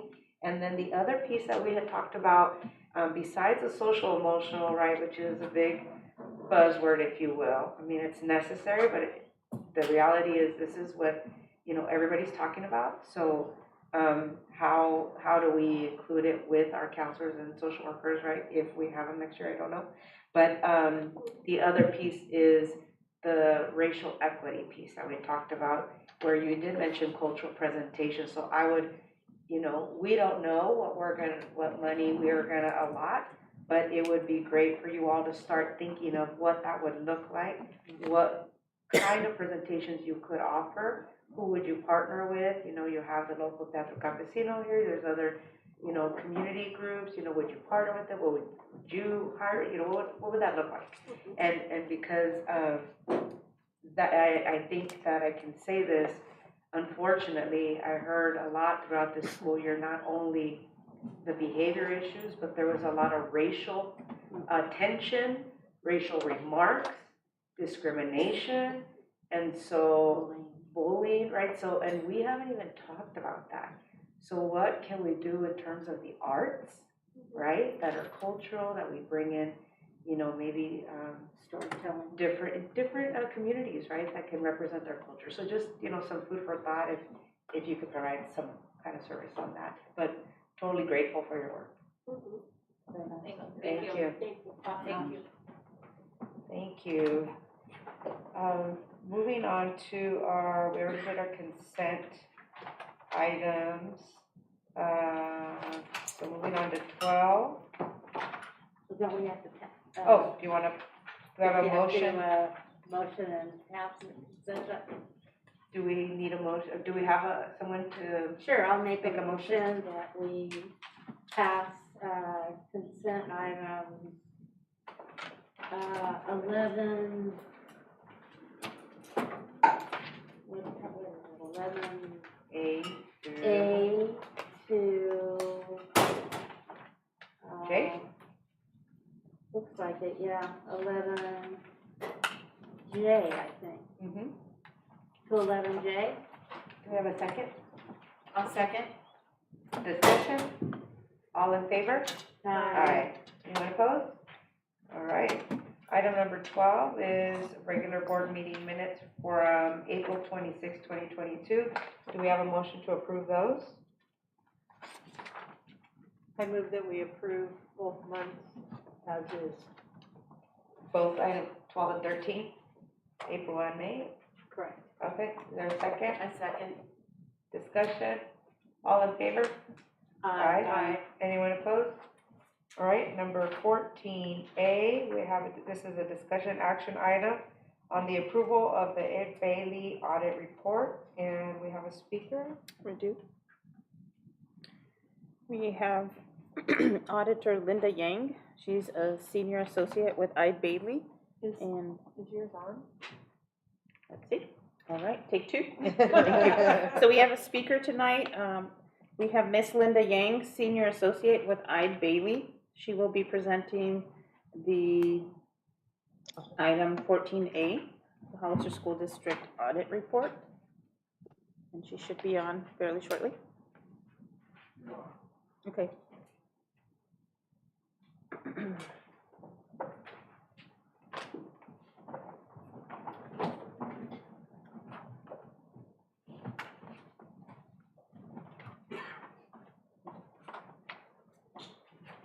Hi, can everyone hear me? Yes, but Yeah, it's saying that I can't start my video because the host has stopped it.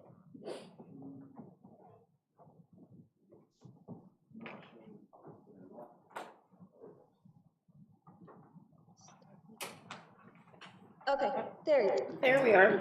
Yep. Welcome. Hi, everyone. Hello. My name is Linda, and I am a senior auditor with Ed Bailey. And tonight I'm going to go over the 2021 audit with you guys. My voice is a little hoarse, so if you need me to repeat anything, just let me know. I've been in quarantine the last few days because COVID finally caught up to me. So I have prepared a PowerPoint for you tonight. It's much easier than trying to flip through the audit report. So let me share my screen with you.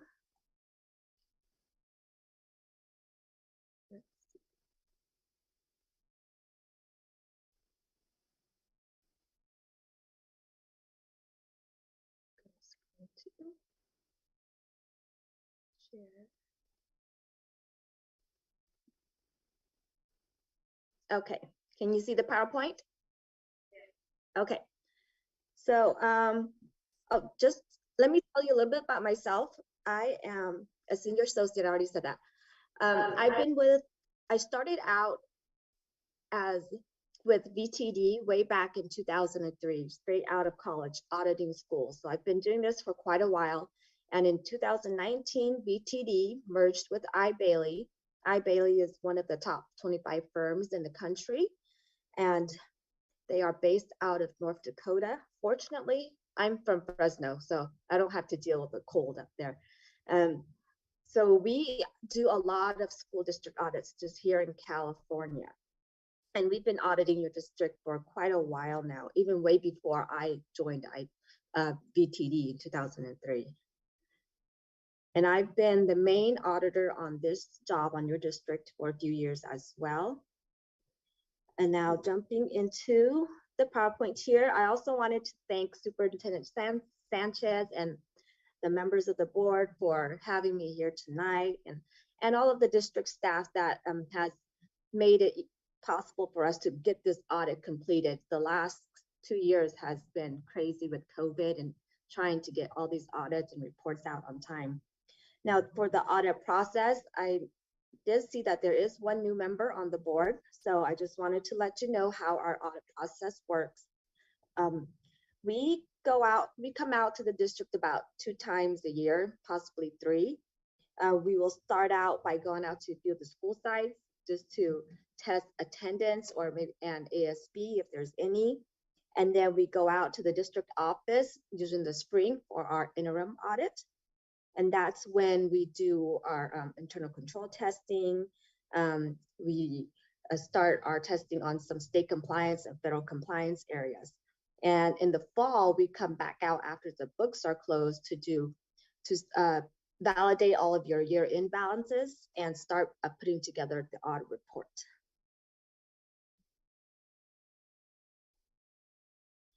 Now, the audit report is broken out into sections. The first is the independent auditor's report, and that will give you the results or tell you the results about how our audit went.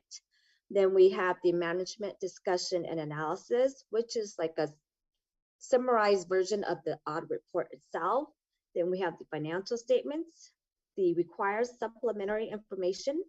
These are schedules and infos that are required to be in the audit report according to accounting standards. And then we have the supplementary information sections. Some of these information are required for state and federal compliance disclosures. And then finally, the findings at the end of the report.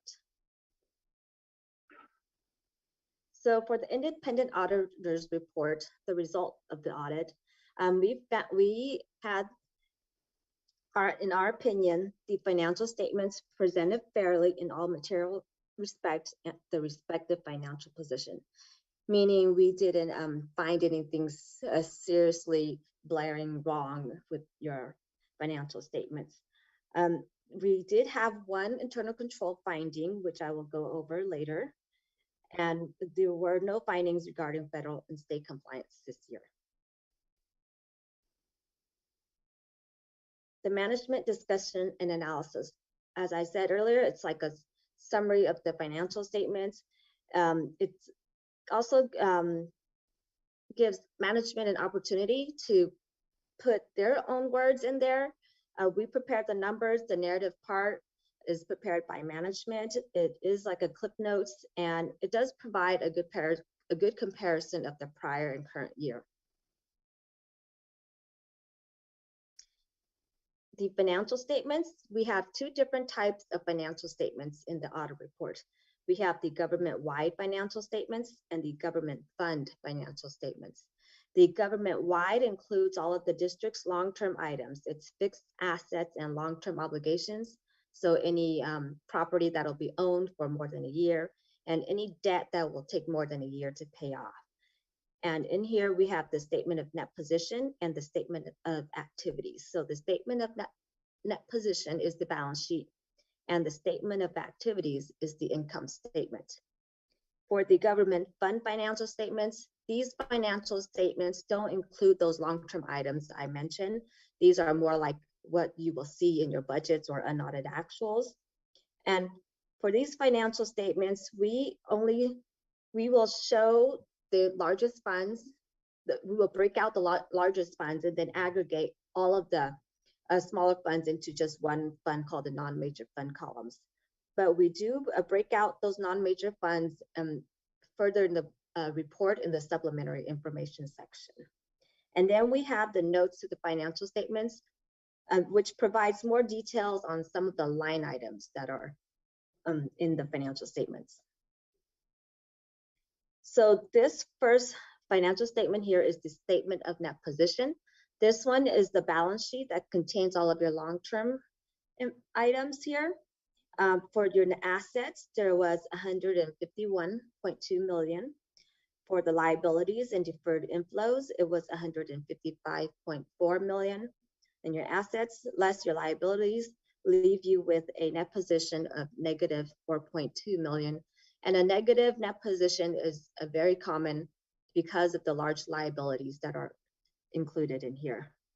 So for the capital assets, the district had value of 94.1 million in capital assets during the year. And then the rest of these are your obligations. You have the general obligation bonds of 61.4 million, compensated absences, which are vacation accruals of about 0.7 million. Your OPEB, other post-employment benefits, was 8.3 million, and your net pension liabilities was 73 million during the year. And this financial statement here is the income statement that doesn't include those long-term items, the capital assets or long-term debt. So this is where I was talking about how we break out the large funds and aggregate all of the smaller funds. So right here, you'll see an asterisk. And so down here, GASB 84, it was new for this 2021 year. It's a new accounting standards that required the ASB to be now a government fund. Before it wasn't. So ASB is now reported as Fund 08 and it was included in the non-major column for this year. Now for the general fund during the year, the general fund had 75.2 million in revenues, 70.6 in expenditures. Your revenues less your expenditures gave you an increase of 4.6 to the general fund, which ended the year at 12.4 million. The cafeteria had revenues of 5 million, expenditures of 3.4, revenues less expenditures gave us an increase of 1.6 to the cafeteria, ending the year at 3.7 million. The building fund had zero, I rounded to zero, but it was a negative in interest. I think it was like 13,000 negative interest. And expenditures was 4.1, so we got a decrease of 4.1, but it still ended the year at 4.1 million. Capital facilities had revenues of 5.7, expenditures of 9.2. It decreased by 3.4, ending the year at 5.9. And then there's the bond interest and redemption fund. It had revenues of 3.5, expenditures of 4.2, and decreased by about 0.7, and ended the year at 3.9. Then all the other funds had revenues of about 2.2, expenditures of 0.3, increase of 1.9, and ending balance of 3.0 during the year. So in total, your fund balance for all the funds was 32.8 million. Now here I have the schedule of financial trends and analysis. This schedule will give you a good idea of how the district is doing. It's a schedule of just the past 3 years of the general fund, because the general fund is the district's main operating fund.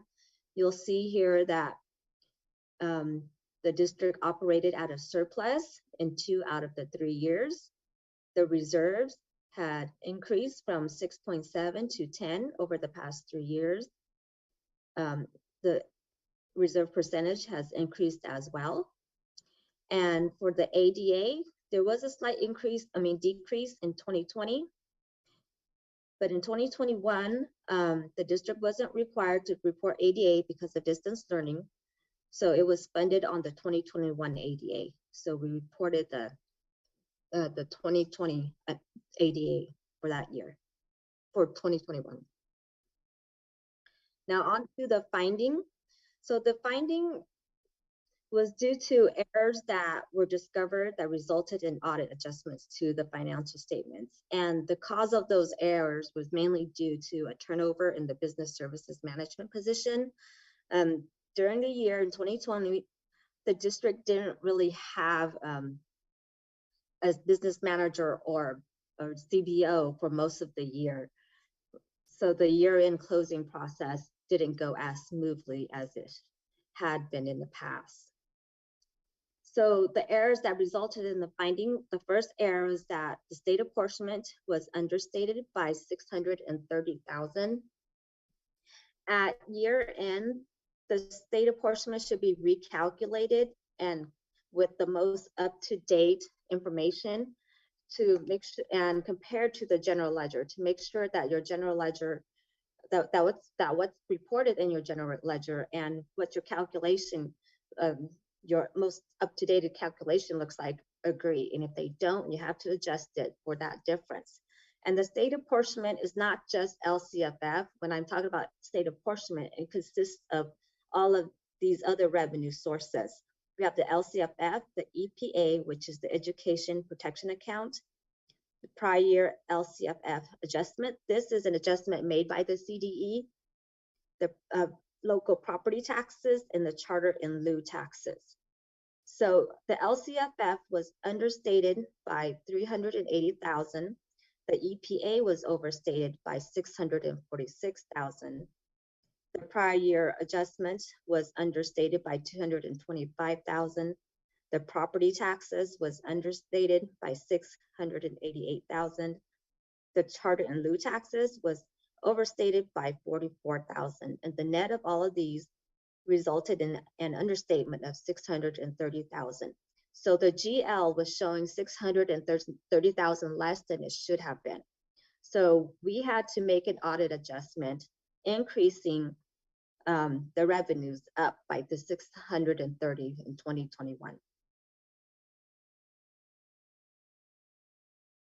So the second error was that the cafeteria inventory was not adjusted at year end to reflect what the actual balance was as of 6/30. So this is a annual year-end entry. So as the district closes its books at the end of each year, they need to double check their inventory and make sure that their inventory does agree to what's in the GL. So it's usually just if you have inventory at 100 at 6/30, then you want to make sure your GL is showing 100 in inventory. So that didn't happen, and it resulted in a $59,000 overstatement. So this means that we had to do an audit adjustment to decrease the cafeteria fund balance by $59,000. And so, and the next error was the Calstrs on behalf contributions entry. This one was posted twice. The STRS on behalf contribution entries is also a annual year-end closing entry. It's more of a disclosure entry. It doesn't affect the district's bottom line at all. It's just to disclose the entry consists of you posting a revenue and an expense for the same amount. So let's say your on behalf contribution was 100, then you would post a expenditure of 100. Your revenue minus your expenditures comes to 0. So there is no effect on the fund balance with this one. And then lastly, we have the bond interest and redemption fund. This fund is not on the district's GL because all the activities are handled by the county treasurer. They take care of it all, but it still needs to be reported to CDE in the SACS reporting system, and it also needs to be included in the financial statement because it technically belongs to the district, even though the county handles it. So what happened was SACS was not updated for the fund activity during that year. So we had to do an audit adjustment to correct the fund balance and include all the fund activities so that it could be reported correctly to CDE. And I think this one, I said understated, but I think that was incorrect. I think it was, oops. Yeah. I think it was over. Under or I can't over? remember. But we had to reduce, looking back at my entry. Overstated. Overstated, yeah. So that's it for my short presentation here. Any questions? Want to start, Jen?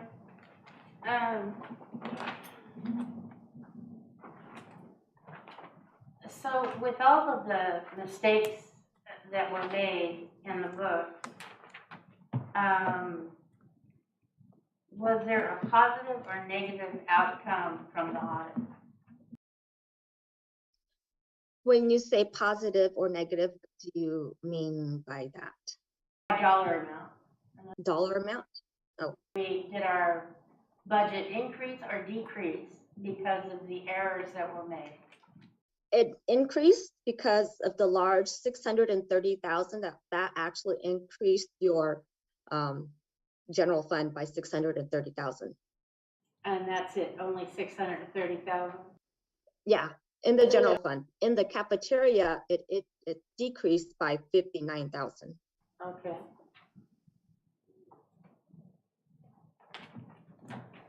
I'm good. Trustee Martinez? Anything else?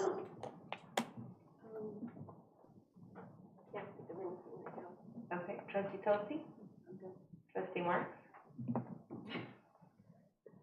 Based on the presentation, I don't have any questions. I have a question on this statement here, the ratios of administrators to teachers. I thought I was paying attention. Did I miss that piece? Did you say that? That was from the 2020 year. So we include findings from the 2020 year in there, the year before, to show whether, because we have to follow up on those to see if they've been corrected. So at the very bottom, if it says implemented, then that means it's a prior year finding that has been implemented and has been corrected for the current 2021 year. Corrected. Yes. Okay, and then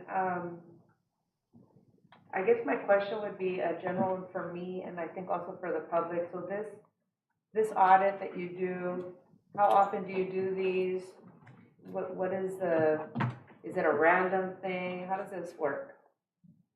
The audits are done annually because they're required by the state, by CDE.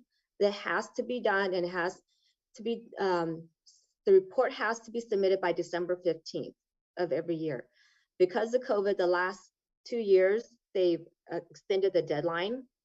But I'm pretty sure for this upcoming 2023 year, well, my years are blurred now. For this 2022 year, it'll be due in December 15th again, starting this year, yeah. So every school district is required, in California, is required to have an audit and completed by December 15th and reported to the state. And reported to the state, okay. Mm-hmm. Okay, thank you. Any other questions that came up for you all? Oh, thank you for the presentation. All right, thank you for having me. Thank you. This is a discussion and action? Discussion and action. What, do we just have to accept it? You have to accept. So going back to the actual agenda, it says financial impact 105. That was the fine at that 2020 time, or 2020 school year of the ratio not being the administrator one? The administrator ratio. There was an impact, there was a financial impact there. Was that paid already? Mm-hmm. Yes.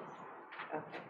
So, but for right now for this particular That's a good findings question. or audit, what is the financial impact from For- what was presented tonight?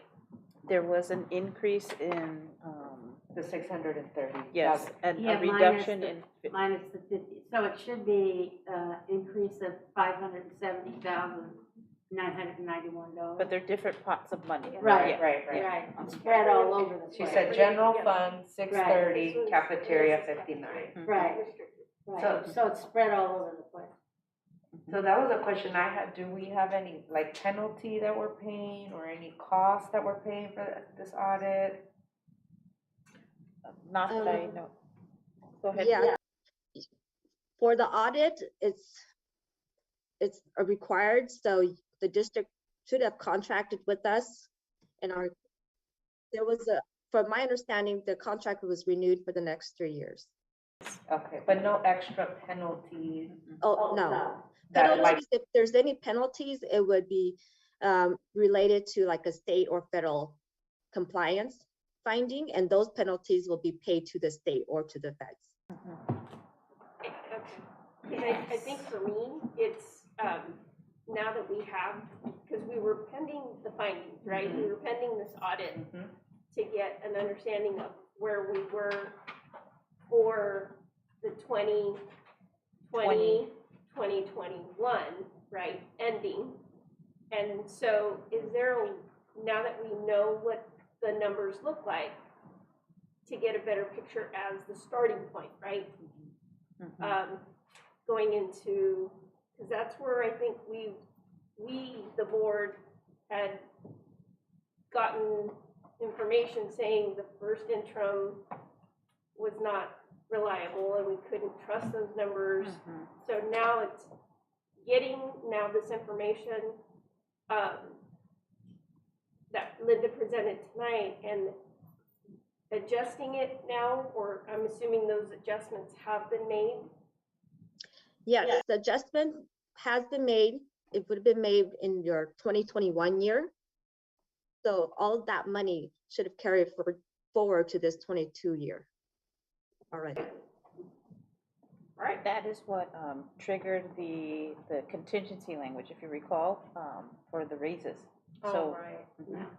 mm, Okay. All right. Thank you.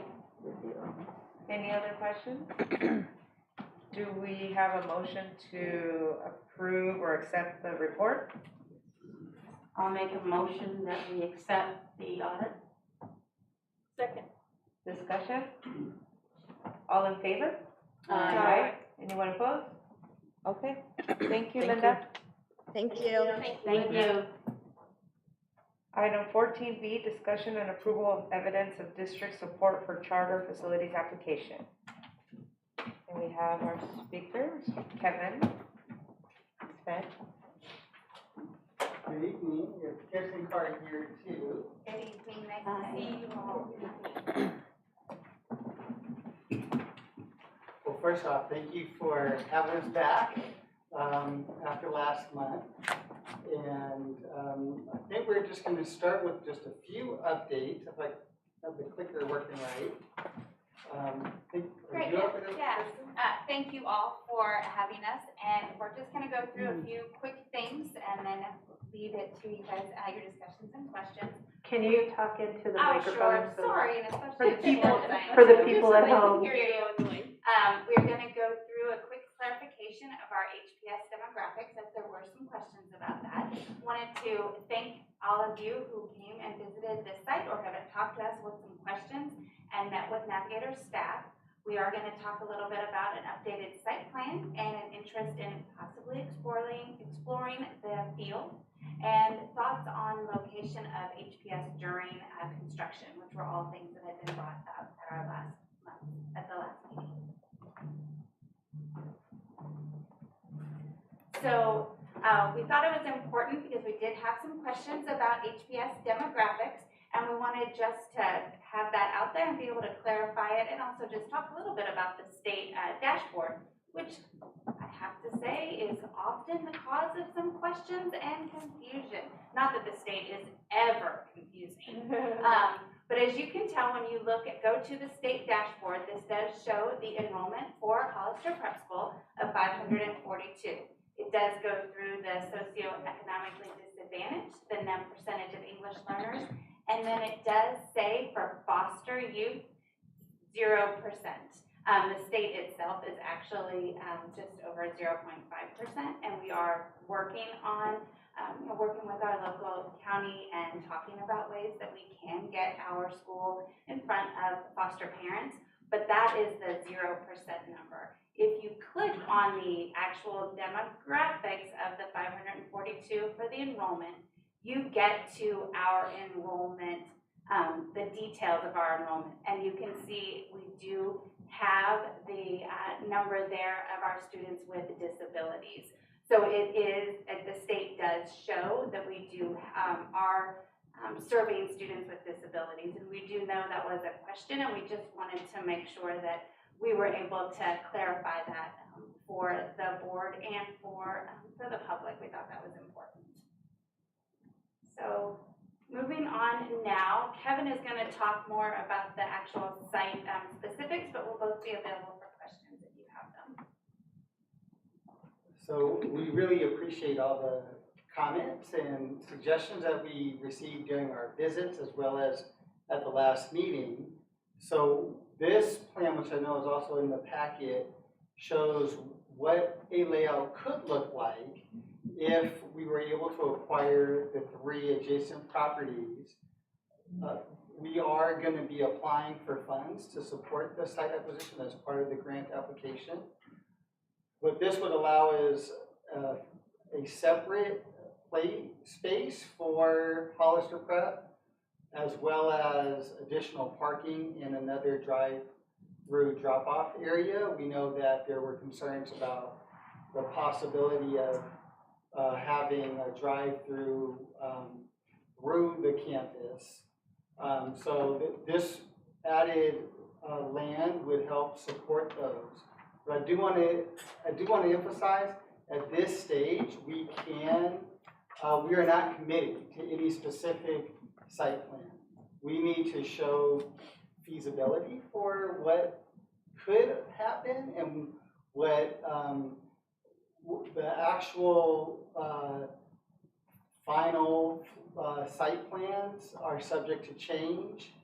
There was one suggestion about looking at the field and possibly building new construction on the field on the south side of the campus, closer to where the county SELPA is and the Head Start program there.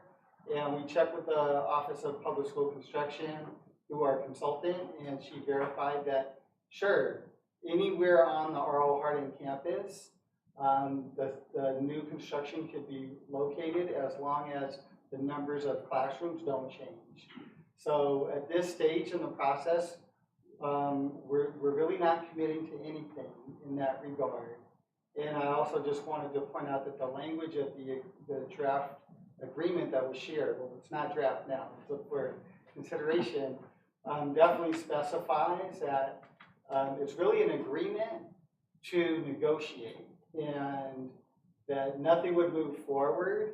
We would not be able to receive, Navigator schools would not receive the funding without having subsequent agreements on more specific location, all the different entitlement requirements if we were to acquire new land, any of the debt, how all the funding streams would work. So this, at this stage in the process, it's really what the district would be agreeing to if you vote on it today, is a willingness to negotiate if we get the application approved. So I don't know if we have anything else. I think there's something on the relocation. So as you know, we've been working to maintain the K-8 campus as one campus. We have a lot of families that have students at multiple grade levels. A lot of our families do walk to campus. So we really are hoping to stay as a contiguous K-8. However, we also know that during construction, if we were gonna build right where the classrooms are now, we'd have to be very creative during that time. And this is likely about 3 years out, so it's hard to know exactly where there might be available space at other Hollister School District campuses. We know if it were next year, there might be some space at Mays, there might be some space at another campus.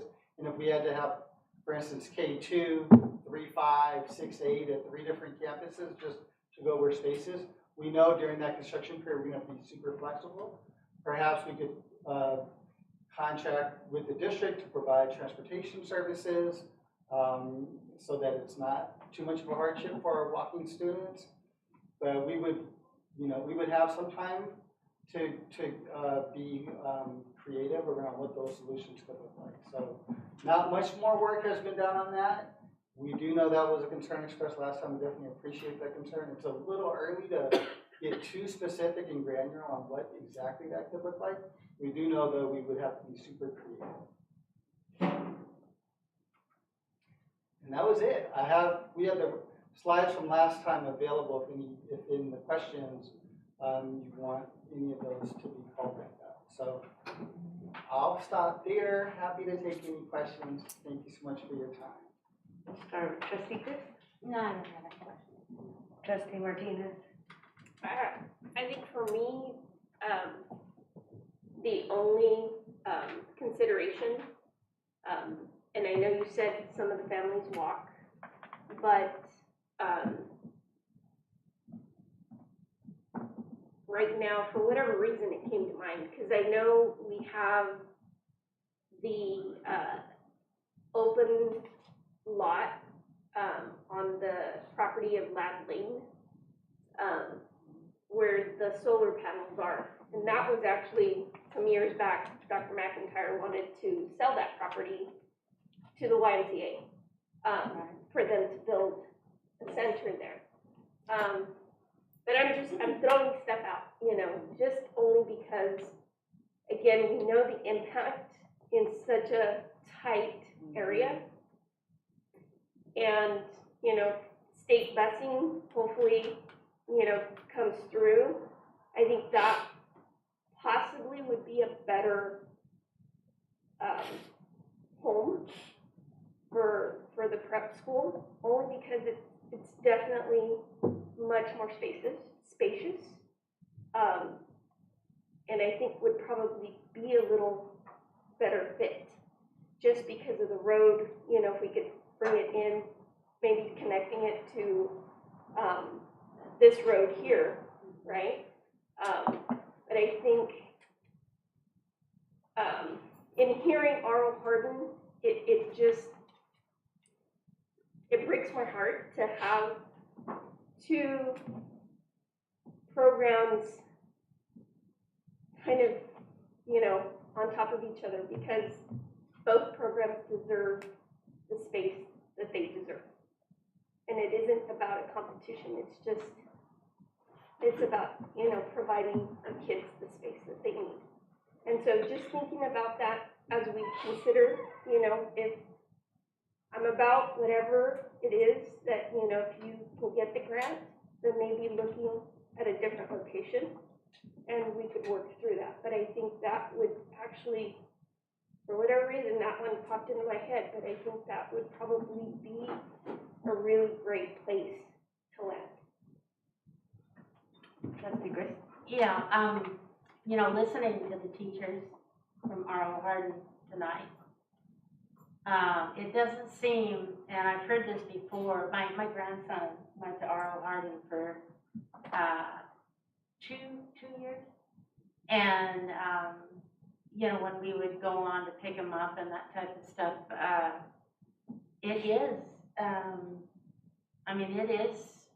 it's very cramped, especially when it's passing time, before school, after school, and the older kids, we've got them on the wrong side of the campus, and they're sharing bathrooms with kinders. It's just not right.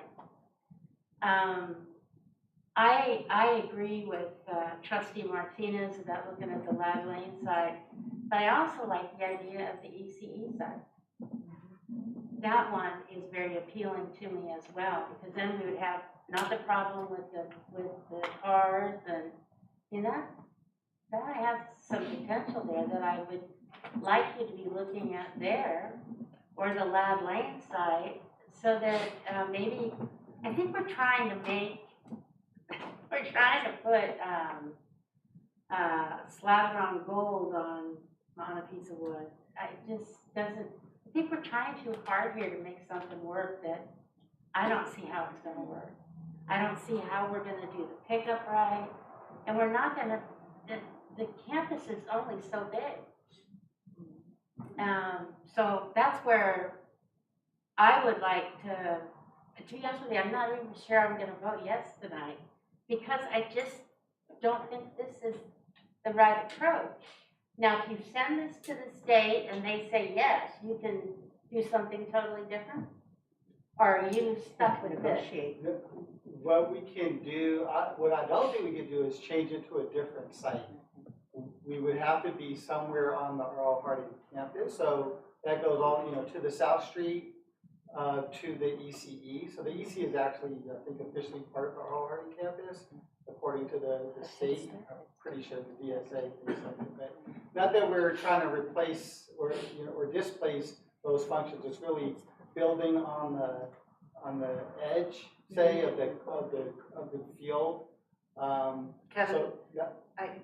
Part of it also is you have to take a building already there and upgrade that for this particular grant, right? There has to be at least one classroom that is at least 15 years old, that is rehabilitated in order to qualify for their rehabilitation priority points.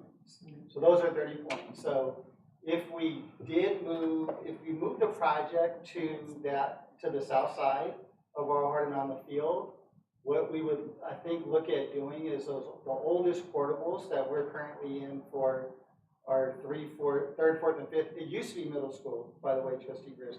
Now, we moved after a couple of years ago after Superintendent Ochoa asked us to relocate the middle school from that side. So now the middle school's on the side near our K2, it's all of our K2, but the Hollister Prep K2. But anyway, so we would look at those 7 portables and upgrading even a couple of them. It would really, not that we would need to keep using those necessarily as classroom space, because we know that's part of what the challenge is. But perhaps we could turn one of those prep maybe into a shared art room or something that could be both Oral Hardin and Hollister Prep. We'd have to be creative on the rehabilitation. That's a great point, Trustee Toasty, to remind us of that, because in order to get the 30 priority points, we need to at least touch one classroom. It could even be adding a sink to a classroom. It could be that small of a renovation or rehabilitation, but it just has to be enough to trigger a DSA, the Division of the State Architect approval. Our architect said that even adding a sink, it requires an ADA access or review by the DSA. So if you did move to a portion of the field towards the ECE center, you would then, in your build, you would have your own bathrooms, and what else would you be able to put there? I think we put everything, we haven't done that feasibility study to see how much of the field we would need for the footprint that we currently have for all right now we have about 20 classrooms, plus we have the multi-purpose room. So on that the new site plan with the site acquisition, I'd say the footprint is it's probably about 20,000 square feet of building. Part of that is 2-story. We may need to do more of it 2-story, depending on how much of the field we were able to take up there. would you be able to use that exit that the ECE is using, or? I think that would be part of the feasibility, is looking at the homestead, whether it's the same exit or a different one. I mean, those would be some things to explore in that process. I will say in the plan with the site acquisition, we don't share bathrooms, we don't share cafeteria, we don't share a gym. We would be open to sharing a gym for the benefit of our Harding kids, but we wouldn't need to access the site. Even in that, with that site acquisition, we also have a play field that we include now.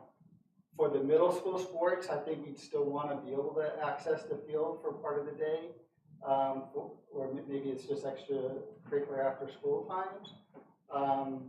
Yeah, so in this one, you see we are able to build a play space. I don't know if I have a cursor here, but you can see on the bluish building is the existing multi-purpose room. Right. And so the play space right to the right of it would be where we could use almost entirely that field space, as well as we'll have the gym. So a lot of the PE activities will go into the gym. So I think it'll really minimize the impact that we would be having on our Harding. Now, it's not a huge drive-through drop-off area. It's not a lot smaller. It may be pretty similar to the size that our Harding has on Line Street. But that street, South Street's not as wide as Line. So we'd have to be very creative there. I know one thing in terms of like the times of day that we would have drop off and pick up. When John Talia was here, I know he was a big advocate of the walking school bus, and he was shared some materials with us on how we might be able to perhaps use like Dunn Park as a drop-off space for kids. Maybe that's more the older kids, and we kind of walk like a walking school bus from that location to the campus. So we'd be open to exploring other things that we could do to mitigate the negative impacts. Those are obviously harder to do on rainy days or when it's 30 degrees in the winter in the morning. But I mean, it's not like it's, you know, Chicago or something. Right. I mean, maybe we could do it. So, but those are, I think, like, if we were able to get the grant, if we're able to acquire the property, I think this is a viable solution.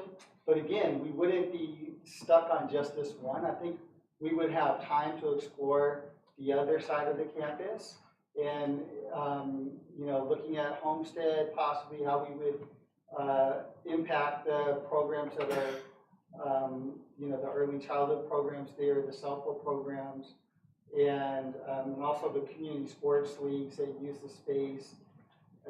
The timing for this honestly wasn't great, and we learned about it in February, and wasn't a lot of time to do all the planning involved to really have a coordinated like community outreach engagement process. So we're kind of, yeah, maybe we are slapping some lipstick on a pig, if that was the analogy used earlier.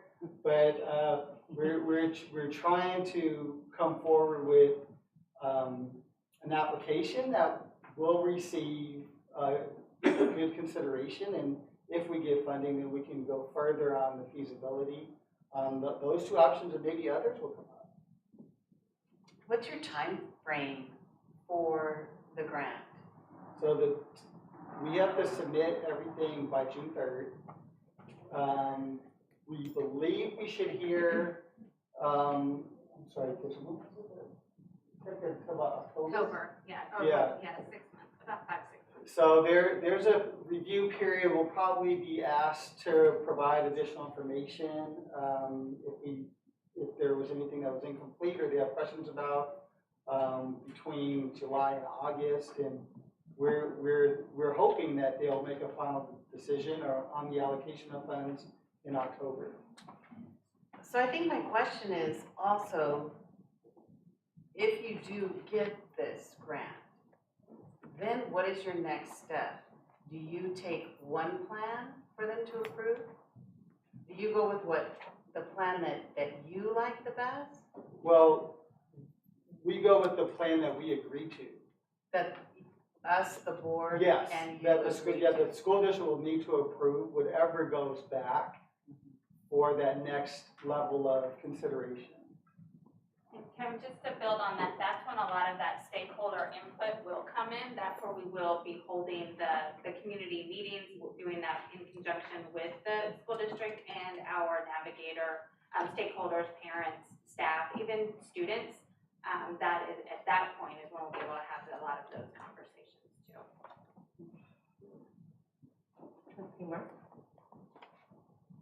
On those stakeholder meetings, you mentioned the students from HPS, but will you also invite community Oral Harden? We can definitely do that. I have been fortunate that I served on this process as a board member at a different school.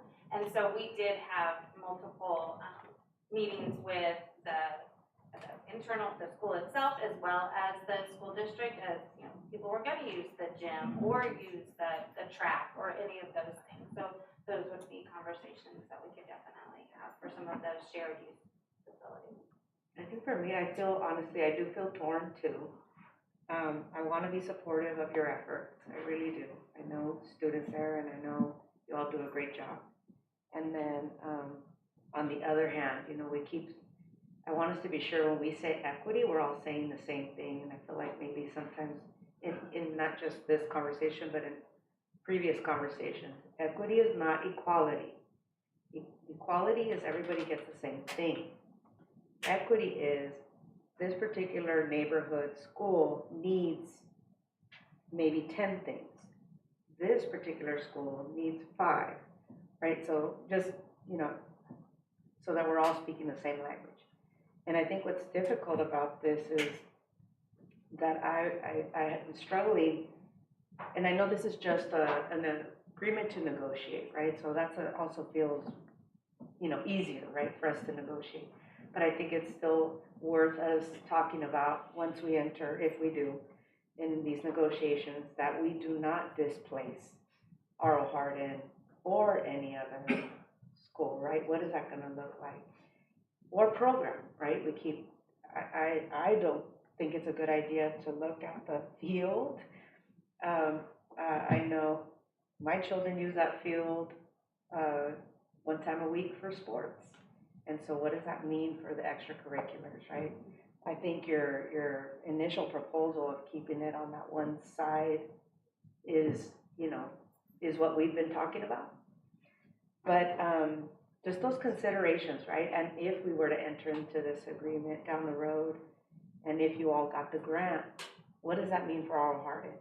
Is there any like, hey, you know, we're doing this and we can give you this kind of thing, you know, because of the sharing of space? You know, is that a possibility of like, you know, and I'm just throwing out like, could you offer to improve a portable or whatever, or even paint, you know, that horrible color of brown over, right? Like just out of the box, like, is there ways to collaborate? That's what I would, you know, ask you all to think about, you know, if we were to approve it and start negotiations. And then the other question I have is if we were to approve this and we enter negotiations and we don't agree on a plan, what happens? Right. Then, so if we approve and You we get can't funded, agree, right? but we are funded, Yeah. then that's part of why we even have this opportunity, is about 100 million eventually get extended because the charter schools that were awarded those funds couldn't deliver. So that money just goes back to the state and we'll do another round maybe. So we heard that it was 96 million. We heard some money has come back even since then. So it's now up to a little over 100 million that's available. So that's what would happen. Is that, you know, the money just would be allocated, but then it would go back to the state to be allocated for something else down the road.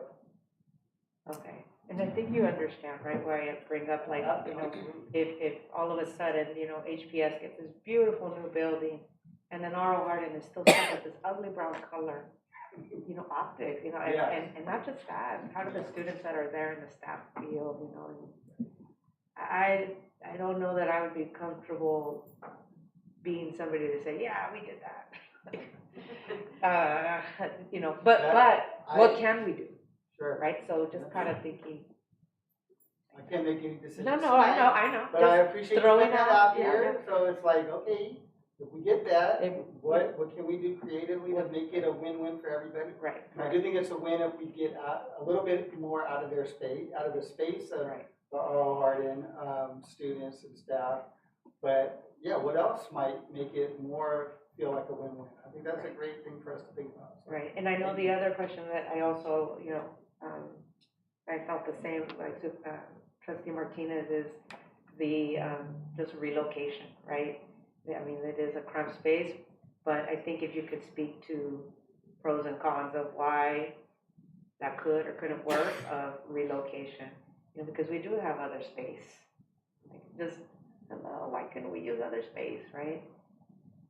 So just something else for us to think about. Okay. So are we ready? Do we have a motion to accept and approve the proposal that they can apply for the funding?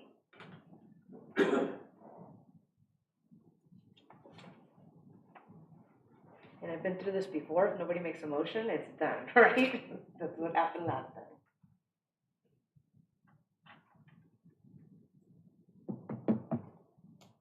Going once? Going twice? Okay. There was no motion to approve, so it doesn't happen? It doesn't happen. Okay. All right. Thank you. Moving on to 14C, discussion and approval of monthly expenditure report.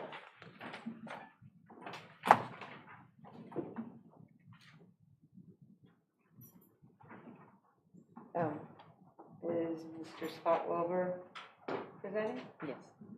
Mm-hmm.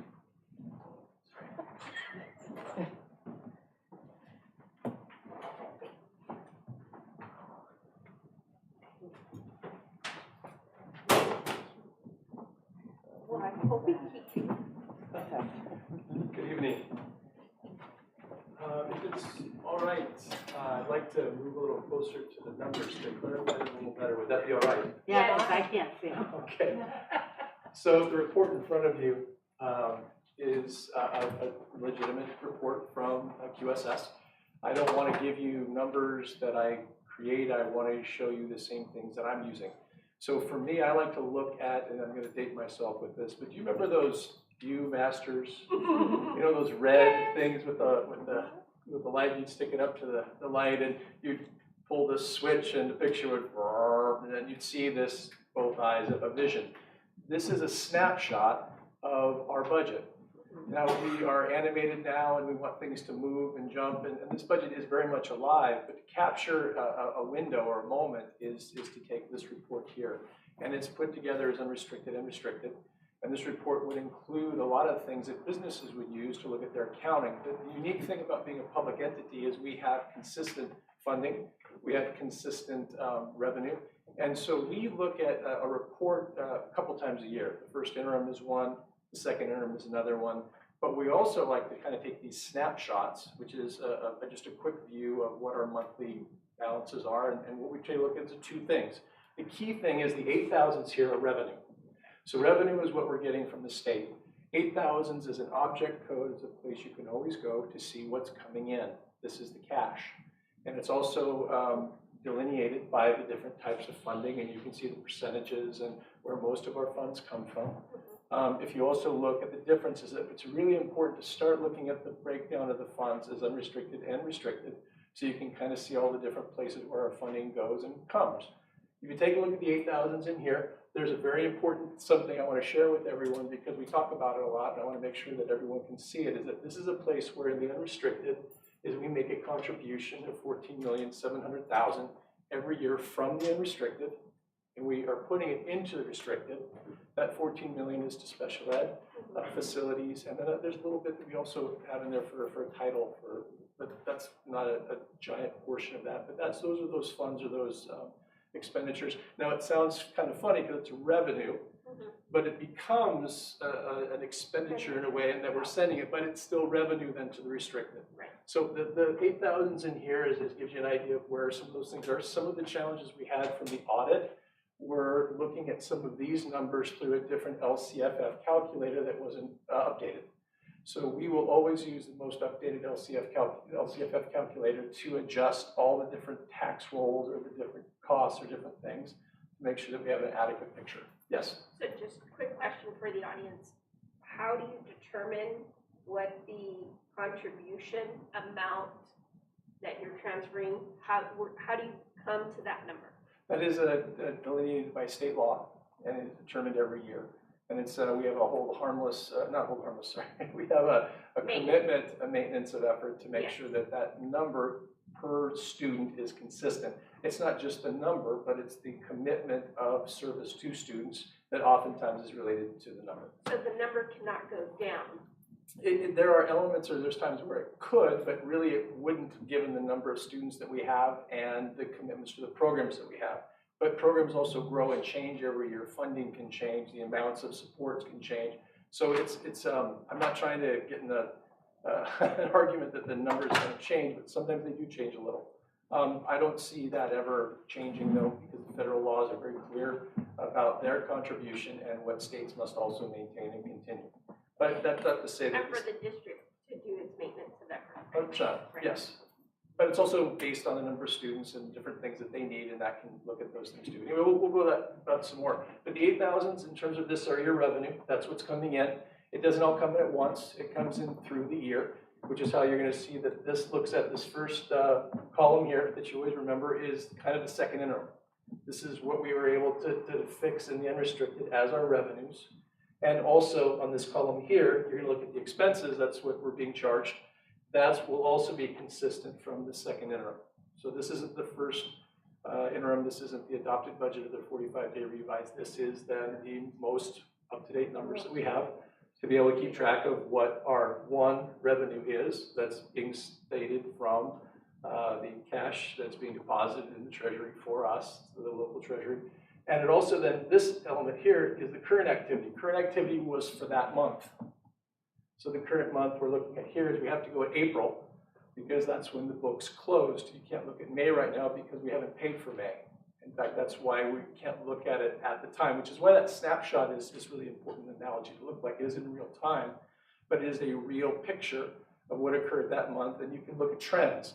And these trends change during different times of the year, both with the revenue that's deposited, but also the expenses that are charged. Those things can shift a little bit. So we're always kind of looking at a moving target. If you then take a look at the next one, the next column here, it's year to date. Year to date includes current activity. So the current activity is put together with then this year to date to give you a picture of, at the end of April, this is what we had in terms of revenue. And this is what we had in terms of year to date charges in these accounts. Going forward again, the encumbrances are the amounts of money that we keep aside for in expenditures, things that we're going to need to spend on. If you notice, there's sizable encumbrances with certificated salaries, classified salaries, also with employee benefits. And this gives us then a snapshot of the budget where we are. We are generally on track. When we say that, it's important to note it's not likely that your second interim is 100% going to deliver because of things that occur in budgeting. We're going to be really close. I feel really good about these numbers, but you also got to think of this thing as a $96 million entity. A 1% error is almost $1 million. Right now we are on track. We should have at the end of the year, when we shake things out and look at the things like the 7,000s down here, we should be good. The second interim is a good target, and the months are showing that. Yes? So can you explain the first column to the third column? Why are there different numbers? Okay, this is the whole year. This is the year 4/30, April 30th, sorry. These are the numbers at the end of April 30th. So we still have 2 months left. So the first column is what we said we were gonna spend? This is the whole year's budget. Okay, so what we're projecting to spend. This in case is revenue, this is what we're getting. Right, well, Down here is both, what we're gonna spend. both income and revenue. Yes. I mean, revenues and expenditures. Yes. Okay, got I was just pointing in the wrong place, that was my it. fault. Okay. Just wanna, Definitely. you know, I mean, the reason for all of this is to be as transparent and month-to-month update to all of our stakeholders, because again, that is the focus. Right, but I want to make sure that I'm doing my due diligence and making sure that I'm being transparent and clear, giving you a real report and going through those machinations that we go through in the business office to make sure that we're on track and we're moving in those right directions. So if you take a look at this overall, I'm going to share something a little bit later. We're going to go over a little bit the object codes in terms of what those are. But I remember that there was some concern about on file or not on file. Yeah. These reports weren't made to share in the way we're sharing. Realistically, these are tools for us. And we know what the 7,000s are, but what I did is I included a thing for you. Could I click it twice? These are those 7,000s. So when it says on file, it's not at all to not share those. It's just not a great place to put those. And if you notice, a lot of these shake out at the end of the year. These have to do with different fees that we owe or need to receive from special education. These are indirect costs that we charge grants where we have a certain percentage. That's for like lights and pencils and tape and all those other things. So when you see the 7,000s, these are the most, I think there's one or two that might be in here that are different for a county that's different. But in general, these are where you're going to find those 7,000 object codes. So if I can go back to, thank you. That's where you're going to find these, and I'll go over these more in depth too, just to share, but for right now, that's what the 7,000s are. You can see too that these are significant but haven't been charged yet, because that's something we'll use at the end of the year when we start shaking out the books. Yeah? Because it's come, I gotta remember because to. it's come up before, the books and supplies. Yeah, so that's going to be the 4,000s. I know. So are we still using it? I guess I'd like to know what we're using it for. Is it a parking lot for something? No longer. It has been, okay. No. And that money's been in, the money that was there has been invested in the shift, and the monies that are remaining are really what we need for maintenance through the rest of the year to hit that budget target. Okay. So books and supplies is an accurate accounting of what we project, what we're only going to what we're going to spend and what we're going to buy. Okay, thank you. Yeah, good question. So this is the unrestricted. If we stretch it, if we hit this line once, we'll go into the restricted funds, and you can see then where those funding sources, this was the original budget, this is the original expenditure, this is the original revenue, this is the activity for the month that ended April 30th. Here is a year to date at April 30th, so you can kind of keep and see how these charges are coming. And then you can also look at any encumbrances we have, and then where the budget should shake out at the end of the year also. If I can click it to the other presentation, please, Brendan, thank you for helping me. I know this is a lot, but I want to be overly communicative versus under. So if we look at the, I'll actually go over to the, so this is just a monthly kind of expenses thing. And going back to the object code piece, which again, we talked about the 7,000s and other, what is other outgo and transfers and those things. So again, your 1,000s are your certificated salaries. That includes teachers, that includes administrators and other functions too. Our classified salaries, which is very important for our support in terms of classrooms and our facilities and our what we do. The benefits, and that's not an apostrophe, it is a friend. Benefits would include all of not only our STRs and PERS, but also our insurances, the famous books and supplies, and again, I'll be really clear, texts, supplies, classroom, office, maintenance. Testing is also included in there, which is interesting. 5,000s are services and operating expenses. That's a really important one that we don't spend a lot of time on. In the future, I'd like to talk more about it. It includes the utilities, the internet, which, anytime that goes down, legal, travel, dues and memberships, all those pieces together. The 6,000s are our capital outlays, building, land, projects, equipment, and then the 7,000s are those things that we showed before. So That's just a way to kind of get a quick snapshot. What I like to do is I cut that piece of paper in half so it's easy. I might do that in the future if you're interested, and I put the unrestricted on top and I put the restricted on the bottom, and then I just look at those together. But I don't want to augment or change or cut anything without talking to you about it, because I think it's super important that that kind of, the reports that you see are the way they come off the copier. But if you put them on top of each other, and that'd be easy for me to do, you can kind of see then with both accounts where we are. And I use this to check monthly how we're doing, and we are on track. Which, again, I don't think we could have said at any time before, probably April, March. So this gives us enough time after the second interim to see if our models were accurate, if we were projecting both our revenue and our expenditures appropriately, and we're good. We're right on track, which I'm really happy to say. It's super important for us going Does forward. this show a surplus, where there would be a surplus? So the surplus will be in your multi-year plan. Which we shared before. So with the unrestricted, we had a carryover this year of 9.5. If you look there at the bottom of the fund balance, you see it's a negative 4 million. Where? On No, unrestricted. We don't have that information. He's looking at. I'm looking Oh, at no, the he's sheet. talking about this at one the right here. fund balance at the bottom of unrestricted. Yes, it's a negative 4 For point some beginning million. budget, If negative you 4. subtracted that from the surplus, which is the 9.5, which was in the multi-year projection. Can you put it back up there so Sure, we can I'll be see happy it? to go back to the unrestricted. Thank you. I'm really sorry. Is it Next time I'll put it unrestricted? in You were one talking presentation. unrestricted. I don't know, that's what I'm trying to. Yeah, he's, I thought he was. Unrestricted. Unrestricted. So with the unrestricted here, one, can I go back one more? Thank you. I thought it was. So kind. So if you take a look here at the unrestricted here, the balance, you're going to What's find. the first thing, is it Lcff state aid? Yeah. Yes. Okay, so where am I gonna look on that column? So if you actually move one column over to the beginning, adjusted balance, you go to the very bottom. Where it says fund balance.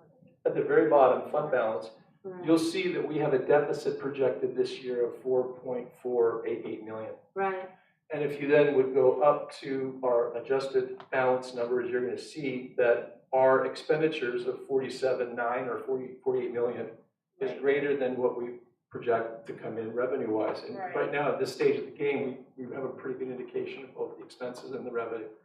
And then that 4.88 is going to be subtracted from that carryover that we have, or our surplus, which was 9.5. That goes back to our multi-year plan of projecting of about 5 million. Now again, this sounds fantastic and we're on track, knock on wood.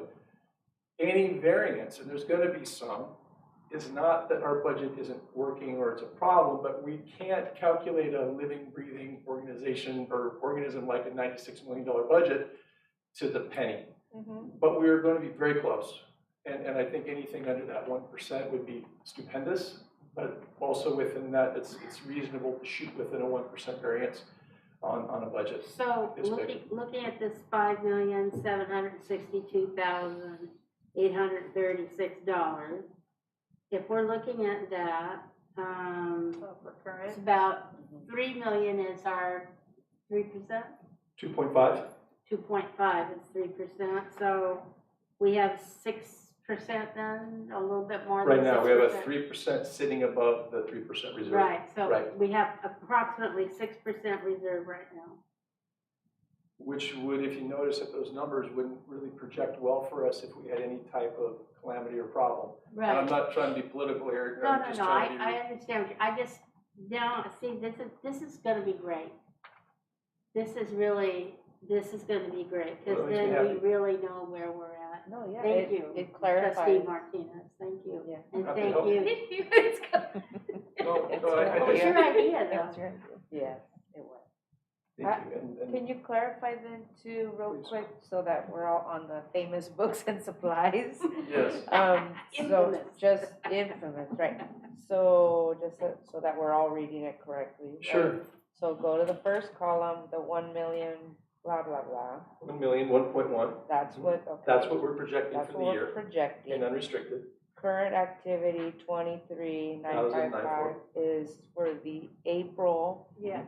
Yes, And then 860 is what we've already spent, including the 23, including the 23, which leaves us with 210. yes. Well, hold on, I wanna make sure I got the right line I really know, I quick. did the same thing. Doing the same thing, Yeah. we've got 76 encumbered, we have 210 in there with 2 months left. 2 months left, and that's about, When we did the calculations in March, we thought that that was accurate. With the closing or closing the spending as much as we have and trying to slow that down, also closing of the books, there might be a little bit left in there, but we're looking at 40,000 maybe. so that was gonna be my question, then that rolls over? Well, what it does is it becomes a kind of a collection, and what we do at the end of the year is we close out line by line all the different accounts. And one of the things that Linda was talking about is that process of making sure that things match and we report accurately is what next year's audit would measure for this year. Right. So we're gonna go forward and go work really hard on making sure that those numbers are accurate, not only in our projected revenue with the latest Lcff calculator, which we worked internally to make sure we have, but to also then break down the final costs. And then that would be then what we bring back in terms of an unaudited actuals meeting, where we talk to you about the end of the budget, and other people are gonna look at that too. And then you'd say, oh, guess what, guys, we got 40K extra. And then Exactly. We're gonna put it into something that's not necessarily in the budget, it'll be collected as the carryover, like in this year, you had a 9.5. Okay, thank you. And then the other question I had before, and again, thanks to Trustee Martinez, she had mentioned the taxes, which are they? They should have come in this month. Yes, I've actually corrected them and put them in the Lcff. We will not have a tax problem or challenge in next year's audit. Okay, because that was gonna be my next question, is from the audit that was presented tonight. All of those adjustments that she spoke about, is that reflected in the first column? The corrections were already made, but for the audit that comes next year, I'm kind of making sure I answer all the questions. The audit that we're gonna have for next year, that tax information has been updated, it's updated now. Usually that form comes to us from the county in April, May. So, Yeah, because I think what I'm trying to ask is that $630,000 that, because I mean, this was the first time I think any of us had heard that we had that much out there for last year. And that's my question. Is that now reflected in current yes. budget? Sorry, yes, we already made the correction for this year, and next year should also be correct too. Where would that money, general fund? General fund, yes. That actually was made a while ago, it's in these numbers too. That's, yeah, No, because it's I good. mean, we're just getting the report now, we didn't know that. No, totally. And I've only been here for like 2.5 months, so I might not necessarily I've been know here a either. little longer, but I just got it. Well, but then to that question, though, it's a fair question, because Always is, yes. what has the public been telling us? Verified, right? So how do we know that it's there? So that's what this is really an important function to do, is that you have the best picture I have.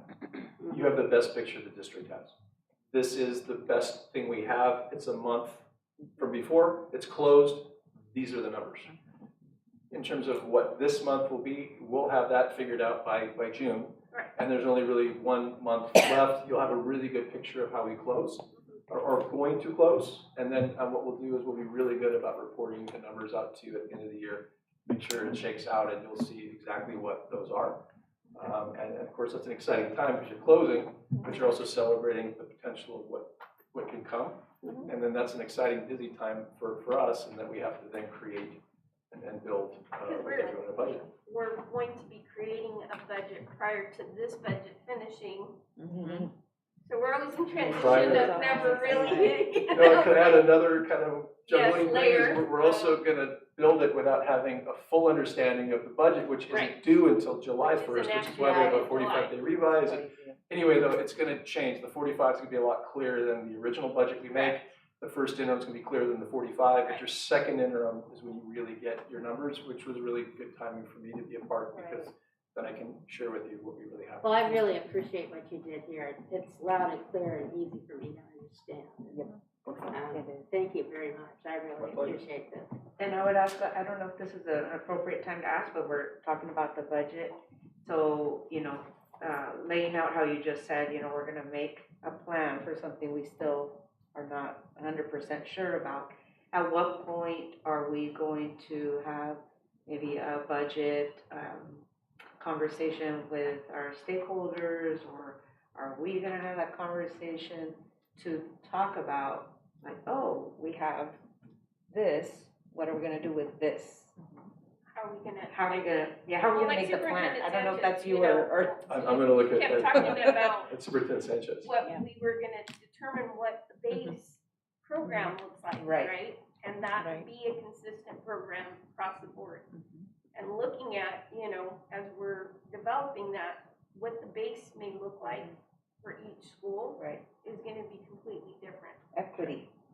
So I think that, again, as these are great questions, the staff has been working really hard to have the conversations, to look at historical information as to what has been base and what has been supplemental, what has transpired throughout the history of the LCAPs, and how and where are we at? Where are we at with what we need, what we want, and what we can afford?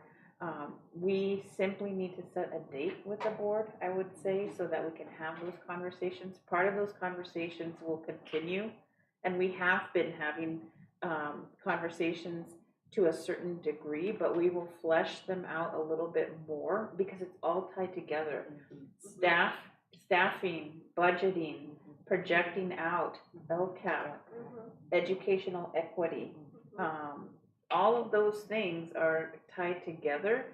And so as we move forward to the superintendent's report later tonight, we will have the opportunity for the board to direct me as to which direction do you want to go in regards to figuring out what is our plan for next year. Trustee Gris. Well, I forgot about you doing your superintendent plan, but I really think that with what we have here, with the $5,762,000 of which is truly like a 6% reserve. We don't know what we're gonna get from the state yet, but we do have some, once you and your cabinet and site administrators come up with, what do we need to make this school A work, and what does school B need, and school C, and, what personnel do we need to make it work, to be able to, I'd like to, see our people come back. And then what does it cost? And as soon as we could find that out, I would like you to call us a special board meeting. And, we got people hanging on, pins and needles here, and because things are coming much clearer now. We have a better idea about where our money is. And I know that's our reserves. I'm not suggesting we blow our wad, but we know that there will be more money coming. That's just, I'm thinking out loud. Sure. But I would like your cabinet and your site administrators to come together for what each school site needs to work efficiently and appropriately. Thank you for that. I think that part of the discussion as well will include others. Oh, yeah. In addition to. Your HESTA and CSEA, yes. So I think that as we move forward with the superintendent's report, I'll be able to flesh that out because it will, I think, give the board an idea as to what some of the next steps are that will be needed in order to finalize, I would say, plans for the future. Well, because we've got a lot of parents who are concerned. We'll get to that. So item 14D, discussion and approval of 2021-22 LCAP. Did you want to discuss and approve? Oh, I'm sorry, yes. Oh, yes, discussion and approval. Oh, we need a motion to approve the expenditure report? Oh, okay. I make a motion that we approve the expenditure report I second. for April 2022. I second it. Discussion, all in favor? Aye. Anyone opposed? Okay. So 14D, discussion approval of 2021-22 Lcff, and Carolyn Letter.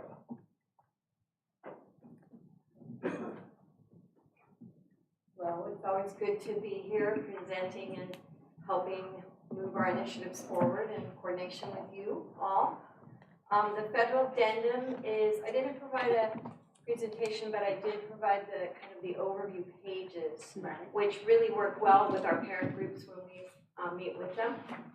But it needs to be made clear that the federal addendum is a separate portion of the LCAP. So this is not the LCAP.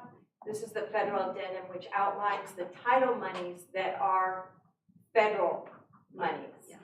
And they're very specific and restricted. So Title I, Title II, Title III EL services, and Title IV. So the summary of what we spend Title I monies for is in the handout. It mostly supports small group instruction and the intervention teachers at each site, including the PAF materials and everything that it's really supporting early literacy intervention. That's what it's been allocated for. In addition, parent and family engagement activities and school allocations and private school allocations. So that's Title I. Page 281. Title II is really professional development. And of course, all these monies are designed to address equity issues and supplement what we have in the LCAP. The federal addendum is really structured, especially now, it changed about a year ago. It's structured to really require articulation of how these funds are used to go above and beyond to support students who are really in need. So it is supposed to be aligned and work in conjunction and above and beyond the LCAP funds and the general funds. So Title II funds are for professional development, and it outlines what types of professional development we have earmarked.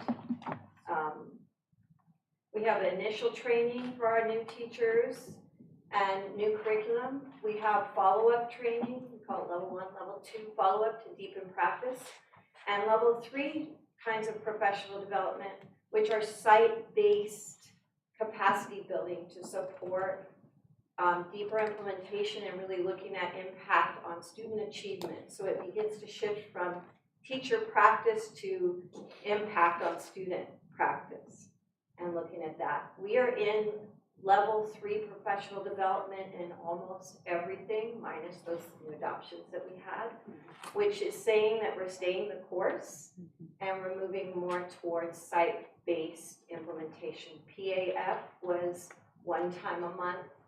At every school, there was a consultant, a coaching team that worked with the intervention teachers and the instructional aides. And we did, so we're moving more and more into Level 3.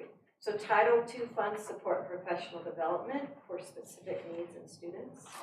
And then Title III English Learner Funds is, we restructured that. We're serving over 100 students, 120 students this year with Title III funds, up from 25 students. So our Title III funds support after-school interventions. After school, we call it Mission Achieved.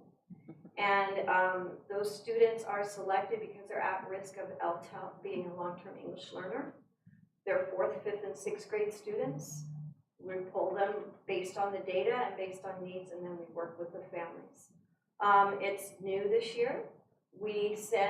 There is an instructional assistant and a teacher that go in pairs to a week-long institute for systematic ELD instruction, and they have follow-up support. All the newest of materials are also included, and that's what Title III EL funds support. Title IV funds are not too, there's not a lot of money, to be real honest, but they do support AVID at the 2 elementary schools. And they support music and band programs in grades 4 through 8. We use that to support our 2 teachers who work so hard. So that is, in a nutshell, a summary of what the title funds are used for. And the federal denim is a lot of words to pretty much explain what these funds are for and how they really do align and complement what we're doing with more general funding. Does that make sense? Yeah. So all of these things, Carol, we implemented this year through these funds? Yes. Okay. Yes. So, it's not in our state Lcff. And we're gonna try to get it in there, the arts and, hopefully PE. So does that have to be added to this? Arts could qualify in Title IV if that was a decision that was made. There isn't enough money to cover it, to be real honest. PE is a core curriculum, so that would be not really, no. Okay. But to that question, I was thinking similar with the, because it says here instructional aids that were mentioned from, specifically R.O. Hardin was talking about their instructional aids. So would that be something that could come from potentially, hypothetically, right? This or LCAP Or SEC LCAP. funds. Okay. I Just think so that I the understand. most of this, I like things kind of just in boxes and clean. This is mostly intervention. Intervention teachers, okay. And One after per school. site is what we have funding for at this time, correct? Yes. Okay. So- I want to make sure I'm not speaking. The title funds cover, Title I covers the intervention teachers. I know that we heard tonight that it covers general education teachers. That is a misstatement that we should correct tonight under this report. Also, the instructional assistants are funded out of the S&C. All in general education instructional teachers assigned to TK, K, first and second grade. We're That gonna was miss a little you. shift we We're made. gonna miss you. Happy retirement. Thank you. I have grandbabies too. These are really, really leveraging a lot of impact, and that's what the title funds are designed to do. They're specifically calling out services to students who really need them. So you ought to be proud of the impact that students are experiencing. Thank you. Thank you so much. Thank you. That was just discussion or, and its approval. Yes. Yeah. I Do we make have- a motion that we approve the 2021-22 local control accounting plan federal addendum. A second. Discussion? All in favor? Aye. Anyone opposed? 14E, acknowledge receipt of Hollister Elementary School Teachers Association HESTA Sunshine Proposal. And we have Barbara Brown. Good evening, Superintendent Sanchez and board trustees. As stated, my name is Barbara Brown. I'm the bargaining chair for the HESTA Association, and we're here to present to you our sunshine proposal for negotiations for the 21-22 school year, which is coming to a close, but we still need to negotiate for that school year. And for the past 3 years, from 2019 through the 2021-22 school year, there's an agreement in our last 3-year contract that we will automatically reopen Article 11 and 13, which is certificated salary and employee benefits. And that's a mutual reopening between the district and HESTA. And then we are allowed up to 2 additional articles. And we would like to reopen Article 7, class size, and Article 9, hours and workload. And so we look forward to seeing the district's sunshine proposal and scheduling negotiation sessions soon so that we can begin to negotiate for the 21-22 school year. And we realize that we'll probably be meeting over the summer. And so we'd like to get some dates scheduled soon on the calendar. Thank you, thank you. Thank you. We don't have to make a We formal motion, acknowledge- we we just acknowledge the okay. receipt of it. Thank you. Thank you very much. Number 15, Superintendent Report, Community Schools Grant and Middle School Grade Level Configuration. Superintendent Sanchez. Okay, so good evening, everybody. This report is one that I wish the room were full, you know, and that it would have happened at the beginning, because it is something positive. It is something that I'm thankful to be able to present tonight, and that is that the district was awarded restricted funds for a community schools grant. I want to thank Scott Wilbur, who helped pull everything together for us in regards to information to get the grant to the state in time to be considered for approval. If we can move forward, please. And what we're going to talk about a little bit is, because this is a new concept, what is a community school and how will it impact the district? If we can click on what is the community school, that is the YouTube video, please, Brandon. Thank you. So this is going to give us a couple of minutes of background as to what a community school is supposed to be. Our son has been using Lingo Ace for 3 months, and he likes it. Oh, that's a commercial. We That's started not with part free of trial. the video. Disclaimer. What makes a school a great school? Caring for the whole child. Expanding the horizons of learning. Building relationships with families. Working together to realize a shared vision. This is the school every student needs. This is a community school. Community schools are public schools that partner with stakeholders to create the conditions students need to thrive. Community schools can be found across the United States, and their numbers are growing fast. But what exactly makes a school a community school? They integrate student supports. Clinics, counselors, and other services ensure each and every student is ready to learn. They expand and enrich learning. Extended school days, summer programs, and real-world experiences help students reach their full potential. They engage families and communities. Partnering with residents to identify and meet community needs makes everyone feel safe, welcome, and involved in school. They lead in collaboration. Inclusive decision-making and peer learning builds trust among students, educators, families, and communities. When a school stands on these 4 pillars, it's a community school. Research supports this 4-pillar approach, but there's no one-size-fits-all model. Every community school is different because each community is different. Figuring out what it looks like in your community starts by getting actual community members involved. That's the full-time job of community school coordinators. They're the human bridge connecting all the partners and stakeholders that make community schools possible. So that's what makes a school a community school. Now, how do you pay for it? Startup costs like hiring a full-time coordinator can be raised from foundations or state and local governments.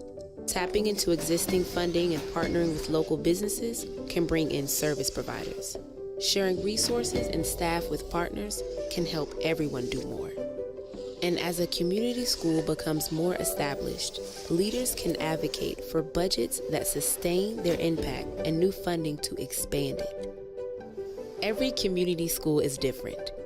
What will yours be like? Get started at communityschools.futureforlearning.org.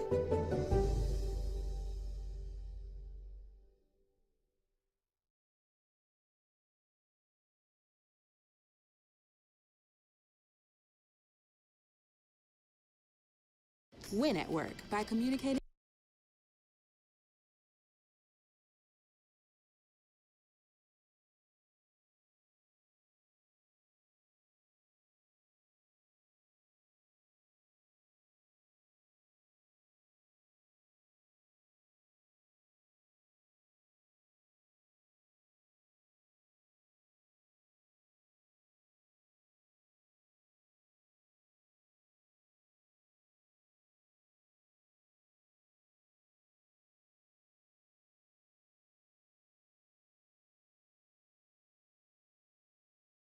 within our district. Calaveras, Aro Hardin, Sunny Slope, Rancho San Justo, and Mays. As we talk about educational equity earlier in the conversation tonight, this potentially would be a model that would allocate other resources to these 5 schools that might not necessarily be present district-wide. And the mindset is that resources are allocated to students where the greatest need is present. It's not going to be an equal situation. And I think that as we work together to move this plan forward, we will have more, I think, of an understanding and an ability to explain what that means and what potentially it could look like. If we click, please, on what the 4 pillars of community schools will look like.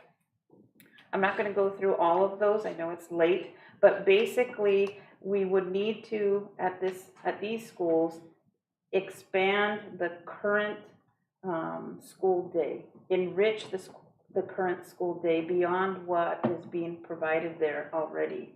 We would need to have collaboration between the leaders of the schools, between leaders of other organizations, such as the county mental health, such as the clinic on Felice Drive, such as the Arts Council tonight, organizations such as those. We also would need to actively engage other community stakeholders, but primarily the families. We have had a goal in the Lcff that deals with family engagement. We haven't really fleshed it out. Part of the community schools model is to leverage other resources and search for resources to bring into the district to help flesh out this model. And then one of the last primary concepts is to integrate student supports, and it's all visible on this handout where there's a little bit more description as to what that could look like. So if we go back to the PowerPoint, please, all specific, and if we can scroll down, we have been awarded a 2-year planning grant. Again, this is going to get us off the ground started. It would fund 1 position temporarily for someone that has an ability to tie in social emotional. That is the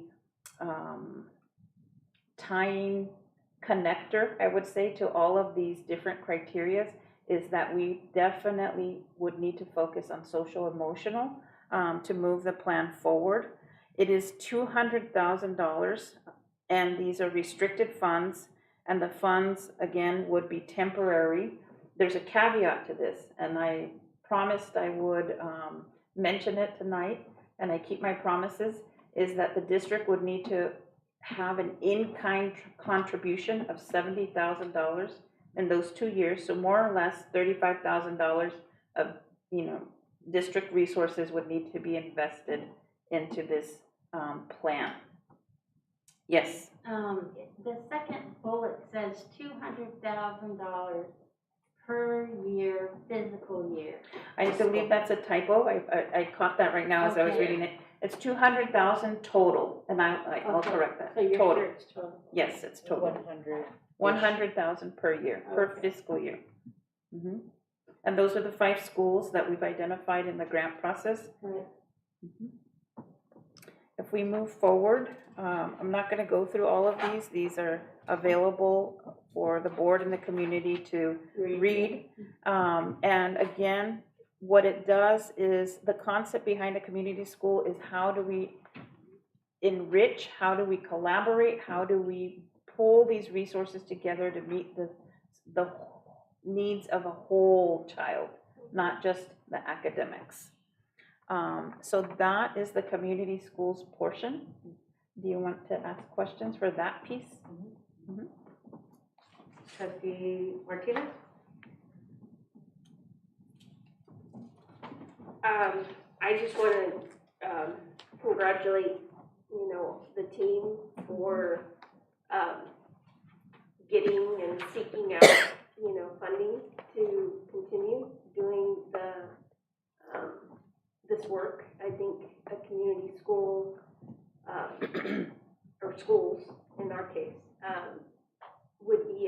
tremendous service to our community, and incorporating other entities, you know, to come onto our campuses and provide just even like a little health clinic, you know, having something on site where parents can get their kids vaccinated on time, or we're not, you know, right, or checking their eyes, or whatever, you know, those needs may be. So to me, you know, this is a deeper conversation that I think if we truly want to make an impact and a commitment to this, and it not just be, you know, we're excited right now and then 5 years from now it's like Or next gone. year. Or next year, you know, when the funding comes out and finishes. I think it's truly a conversation that we have to really take on that commitment so that we really have the idea and the planning to move it forward and be consistent in fulfilling this promise. Trustee Toasty? I think it's a great idea, and I think we can have the commitment. I think we can do this, and I think it's gonna work for everything, everybody and everything. Trustee Marks? It excites me a little, it excites me a little because it kind of brings back into focus some of the things that we intended to do to mitigate the school to prison pipeline, to parent liaison, right? So much of hearing what a community school does kind of reignites those possibilities, at least for these 5 identified schools. So it might be a good stepping stone toward where we wanted to go when we had our original vision. So that excites me. Yeah. Trustee Gris, anything else before? No, I'm good. I think it's a great program. So I think, so just to clarify, community schools idea, concept is not new. This has been around for a while. I even did a project on it when I got my PPSC. And so, yes, community schools is unique and tailored to whatever you want. There are examples of people who have had community schools. I went to visit Redwood City, has examples of that. So if anyone from the district wants to make a visit to see, or anyone from the board, but they, an example of what they have there is they have partnerships with their county Medi-Cal office, food stamps, CalFresh, for benefits. They have partnerships of where their community resource people come in, like different agencies, to have not just, I know you all said the student, but I would want us to look at the family. So, and then another neighbor, Santa Clara County, they're not, it's kind of like a community school model, but they're making it more in the community, and they're opening up these like family resource centers where it's a partnership of all these different agencies that are offering services in the neighborhood. So like the neighborhood, so the schools you've identified here are, you know, and you have to be strategic. So Calaveras, Arrow Hardin, right, Mays, Sunny Slope. So that is their neighborhood, right? So offering testing, offering dental, offering, those are those partnerships, you know, that we could explore. My only kind of like, I want us to keep thinking, and I'm hearing people that, you know, spoke earlier, is what's the connection to our staff, right? And so just kind of, you know, for us to keep brainstorming, and I will, you know, kind of repeat something what Trustee Gris said. Well, how do we bring back our staff with this idea? Or who do we bring back? What does that mean, you know, with this concept? So I'm also feeling hopeful, cautiously, right? I also don't want to be like, hey, we're gonna do. I still feel like we said we're gonna do school prison pipeline, and it fell through a little bit, right? Because now we don't have the staff.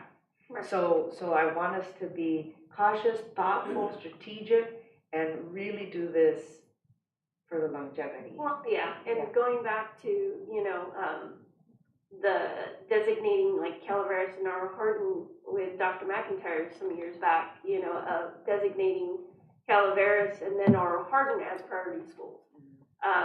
And what that, significance meant at that time, right? And the resources being shifted over to those schools and why. And, we were talking about what that means now. I don't want to lose sight of, we're selecting these two schools again for a reason.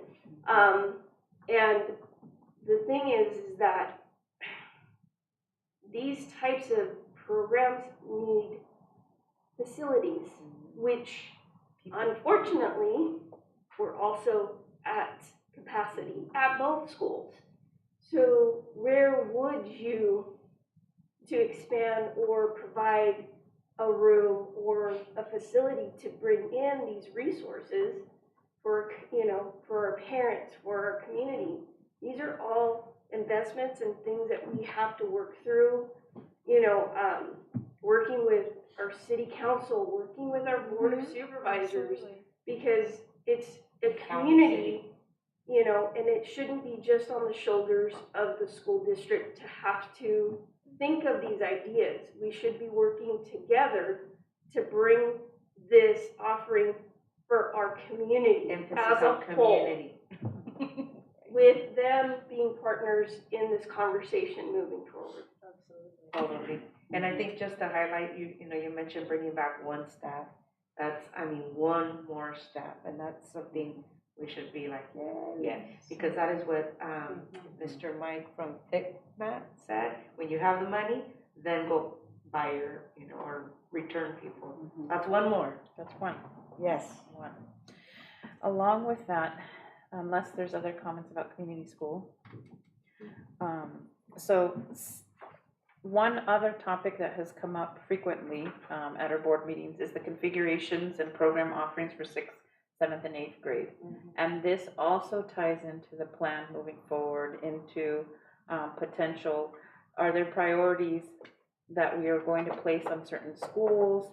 What is the district's philosophy in TK8 programs or 6th, 7th, and 8th grade comprehensive middle school standalone sites? So for background, I've listed the sites that have TK through 8th grade and then the 2 comprehensive middle schools.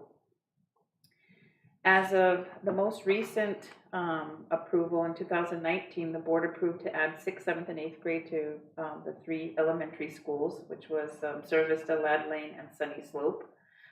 If we scroll down, please, we look at benefits, and this is not an exhaustive list, but it's going to give us an idea. And the outcome of this process will be able to have input from the board and from our staff and eventually from the families as to what it is that we think is the program, for example, at HDLA. What should it look like so that we can prepare to have the staff allocated there that are necessary? What is the program going to look like at Rancho in comparison to Mays? They're different. They're 2 comprehensive middle schools, but they're very different. And different might be okay, it might be working, but it is different. So the benefits so far that, most definitely we've heard a lot of student and family choice in regards to being able to enroll either at a TK8 or the comprehensive middle schools or the 2 programs that we have, HDLA or AAA. We definitely lowered the populations at the comprehensive middle schools, which was one of our goals. We have made family drop-offs easier in regards to having to go maybe to 1 or 2 sites instead of 3 or more. We also have built very close-knit school communities, and as you go through the different grade levels in the TK8s, you see how close those communities are because they've been together for so many years. We also have allowed for varied types of staff settings. Some staff might want to work at a TK8 versus the comprehensive middle school. So that is a definite area that it's a plus. Areas to be discussed and highlighted moving forward with whatever process it is that the board directs me on. would be that we would need to look at the programs that are being offered. And again, at a TK-8 school, is the student going to get the exact same education at a 6th, 7th, and 8th grade school in the upper grades? The program offerings, again, they're different, and staffing needs. Moving into next year, we're going to have to look at staffing needs. Yes? What about credentials? Credentials tie into the program. So, because, should we let her finish and then we'll? okay, sorry. Needs, if we move forward, and I know it's late, so I'm trying to go quickly here. We need to look at the program philosophies. That is a conversation that's much greater than myself or, you know, the cabinet team and I. It's going to involve a lot more. We need to consider instructional minutes. Instructional minutes at a comprehensive middle school are greater than the 6th, 7th, and 8th grade settings. We need to look at the consideration of facilities. Yeah. We need to look at a creation potentially, if you're interested in of a committee, potentially 2 board members, HESTA members, CSEA members, administration, and I would say then we would bring in parents and guardians. We have to look at staffing allocations. With that, you do look at credentials. We have to look at the program offerings. There are electives available at Rancho that are not available at Mays or vice versa. Next steps, I would say that we need to get feedback. We would need to meet to discuss what the current program offerings are. What is the desire of the board in regards to what approach should we take? Gather the ideas, I would say, of the board. We also would need to look at current staffing allocations very closely. We would need to look at creating a framework. There are frameworks from other states that specify the difference between a middle school, a comprehensive middle school, and a TK-8 setting. I have not found any from here locally around our area of California, but I'll keep looking. We also could consider board policy and administrative regulation that explains what is the program that will be offered at a comprehensive middle school versus a TK-8 site. So in just hitting your points, I like the fact that if we could, like each school has its, I would like for the school itself to create its own philosophy, its own vision, its own focus, right? And having the principle, because again, if HDLA has uniqueness to it, right? That is going to be different than all of our other TK-8 schools. And then, you know, with their offerings, but then if we know these are the programs that it needs to continue in existence, it's going to cost $7 million for that school. R.O. Hardin, these are its philosophy. It's going to cost $6 million to run that school. That's, I think, for me, as we're developing, moving site by site, having their group of people really focus in, because I know we did that some years back, and we gave them that ability, right? So it's not reinventing the wheel. I think we were going in the right direction, but I really want us to really plan this out as much as we can with that budget to know what each site needs and what their focus and philosophy will be moving forward. I was thinking similar, and then to add to that, I'm thinking, because I'm also thinking this is time sensitive, and it goes with the LCAP and the budget, right? It goes with everything.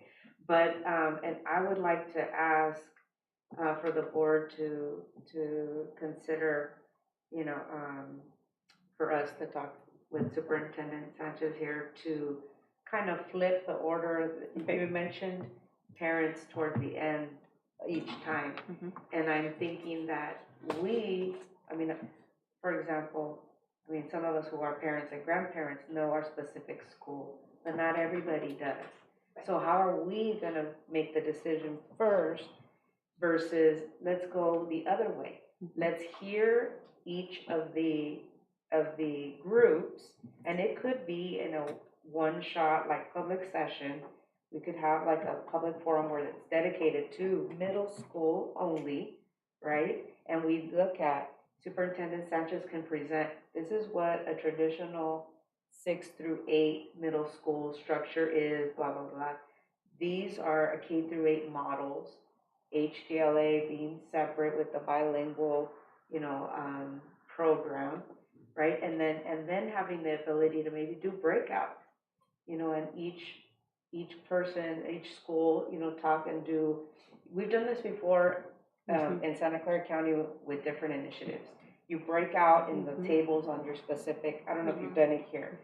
And then you come back as a group and say, this is what our group came up with, right? Then we can look at that data with you and then with the site administrators and then say, okay, well, now what do we do? How much money do we have? What can we do? I mean, that's something that, versus the other way around. Yep. I just think that we have to, I like the idea, but we have to, when we have the public, that we really make sure that there are monetary constraints of what we can and cannot do. Right. And so that they don't go pie in the sky and. Or you could do pie in the sky and then prioritize too, right? Because we're not gonna know, like, let's say we do this in a couple of weeks. Yeah. We're not gonna know how much money. Right, I understand. But they know what their priorities are. Right.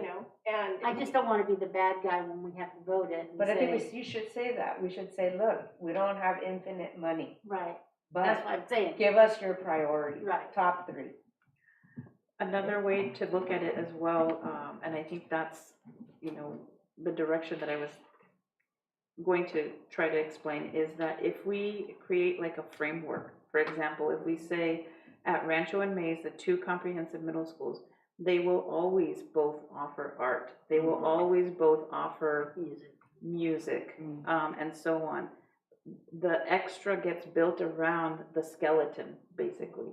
At HDLA, they will always have 4 classrooms per grade level. Or they will always have 1 section of art in 6th grade, 1 section of art, and so on. And then that the philosophy and the extra individual stuff per site gets built around that framework. That might be less of being, having the ability of someone saying, I want my own music teacher, I want my own art teacher, I want, good idea. And we Something know like that. what our commitment is as a district. Yeah, to good ensure. idea. if you want to think about it and then just let me know. No. Or I can. Yes. Let's set up a time. Dates. Yeah. Yeah. Okay, so I will send you dates, or you send me dates, whatever. I'll connect with Carla. Yeah, we'll connect, and then we'll set up a time for that. And we'll flesh out the Yes. configuration. Let's Thank do you. it. Yes. Good job. This is good. Yay. Lots of. Good planning. Thank you. Number 16, board member report. Trustee Gray. We had a really great turnout at Lad Lane for, the board of trustees. Kathy and I went. Very, very informative. It was really great. I don't know, we were there a couple hours. Just flew.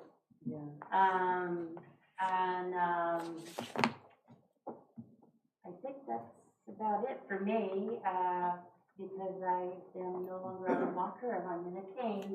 Yay. Good for you. Trustee Martinez. We visited HPS, and it was, hadn't been there in a while, but definitely saw some stuff that were concerning. So it's definitely right there. So I'm I don't know. It's another deeper conversation. Let's just say. Trustee. I went with Lisa to Sunny Slope for the outreach, and that was pretty informative.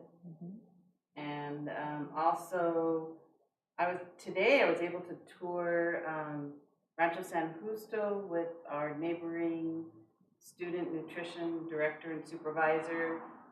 They wanted to check out our quick cafes, and I think they're going to purchase some over there.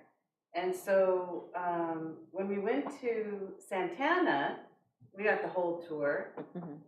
And when we got to the quick cafes,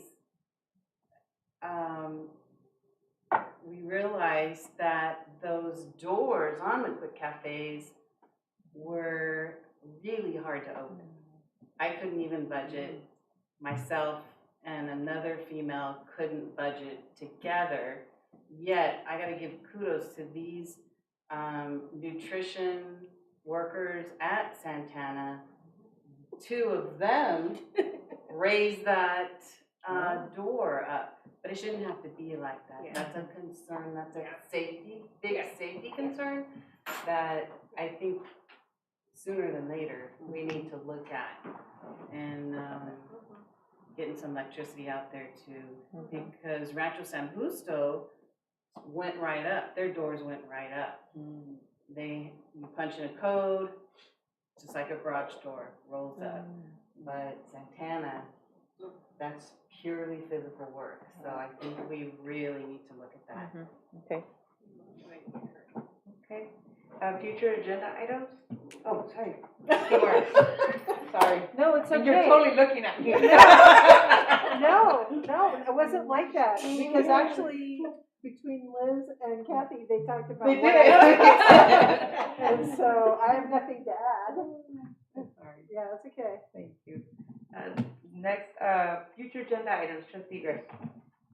I wrote it down, hold on, I gotta find it. Let's go with trustee Martinez. We'll come back. I just, going back to, our website, and, even some basic things like our calendars for I know. 2022, 23, 23, 20. Do we have those? Those are being revised. They were approved last January, I believe, but they are not accounting for all the student days. So we are revising those. And those will come back to the board. They can. We have amended calendars before in the past after board approval, and as long as we've consulted with our union. Okay. they Yeah, go forward. because that's per your contract. Because I know the high school just approved, because they had to revise theirs as well. So I don't know if We have. that is something, because they just did that at the last board meeting. Oh, we could take a look at theirs. Take a look at theirs to kind of get an idea of where. That's a great idea, because for parents who have kids in both, it makes it easier if we can coordinate. Yeah, we always. Yeah. Struggle. We struggle. Yeah. Parents. It's very, yeah. Okay, trustee Toasty. Trustee Marks. All my stuff is out there already on some lists somewhere. Is there anything you want to raise up for next month? Like, can we make sure we talk about X? I'm not Not prepared yet? to Okay. have that discussion. Okay. Trustee Grace. I would like to look at grades. Grades. Been asking for that for a while. Maybe this is a good time, At June. at the end of the year, yeah, June will have the report. What is everybody in agreement for the June to do see if we can get I think you were looking at the fail. Yeah, I wanted to see how many kids did fail for the year in middle school. So, middle F, okay. Anything else? I wanted to see if, and I know everybody's kind of closing out, getting ready. I'm wondering if the RISE program is going to follow up on that survey to close out and I just will kind of see follow up with learning them. lessons and maybe for June as well. And then, I have website on here too, I'm just gonna. But the other thing is, we've been really good about having resolutions to honor different cultural, racial groups or, oppressed groups. And so May is API Heritage Month, Asian Pacific Islander Heritage Month. And we didn't have a resolution this month, but I'm wondering if you all would consider, at least putting one on for next month, just to, I think it's important we acknowledge. Is it June also? June, that's on my list. LGBTQ, somebody said I plus, Pride Month. Mhm. So wondering, we did have a resolution last Yeah. couple years on, Well, legally,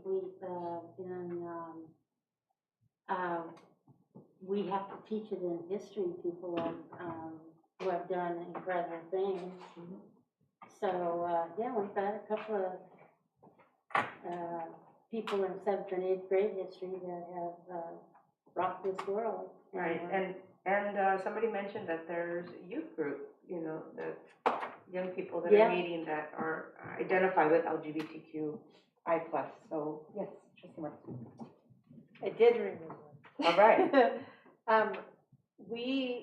I would like us as a board to consider, sometime during the summer, having a retreat where we really pay attention to our handbook and our governance. Our board policies. Yeah, and whatever board Finish what we policies. started. Making sure we update the ones that have already been identified by CSBA that need to be updated. Yeah, the prison to school pipeline. Yeah, and that's when we could take care of the governance calendar and all of that sort of thing. Board retreat, summer. Yeah.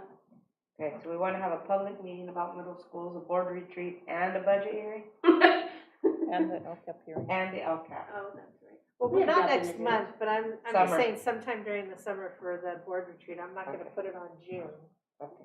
but Could be sooner the July. better, because I think it's gonna take some time. It will. Okay. So, We got people that need to go home. I know, and were we planning another budget workshop with our union partners to kind of develop or flesh out? Once we get all, yeah, I know, because you've got a lot right now that we just put on your plate, That so, is all right. the next step, as far as your ideas of what that would look like to include them in that conversation? So they would, if the board will want to create kind of the framework, I think that would be like a discussion with the board, and then we include the labor partners and the families. Give us your ideas of how we can flesh out this base program at each site. Okay. All right. Okay, do we have a motion to convene a closed session? So moved. Second. All in favor? Aye. Anyone opposed? Okay. Good night.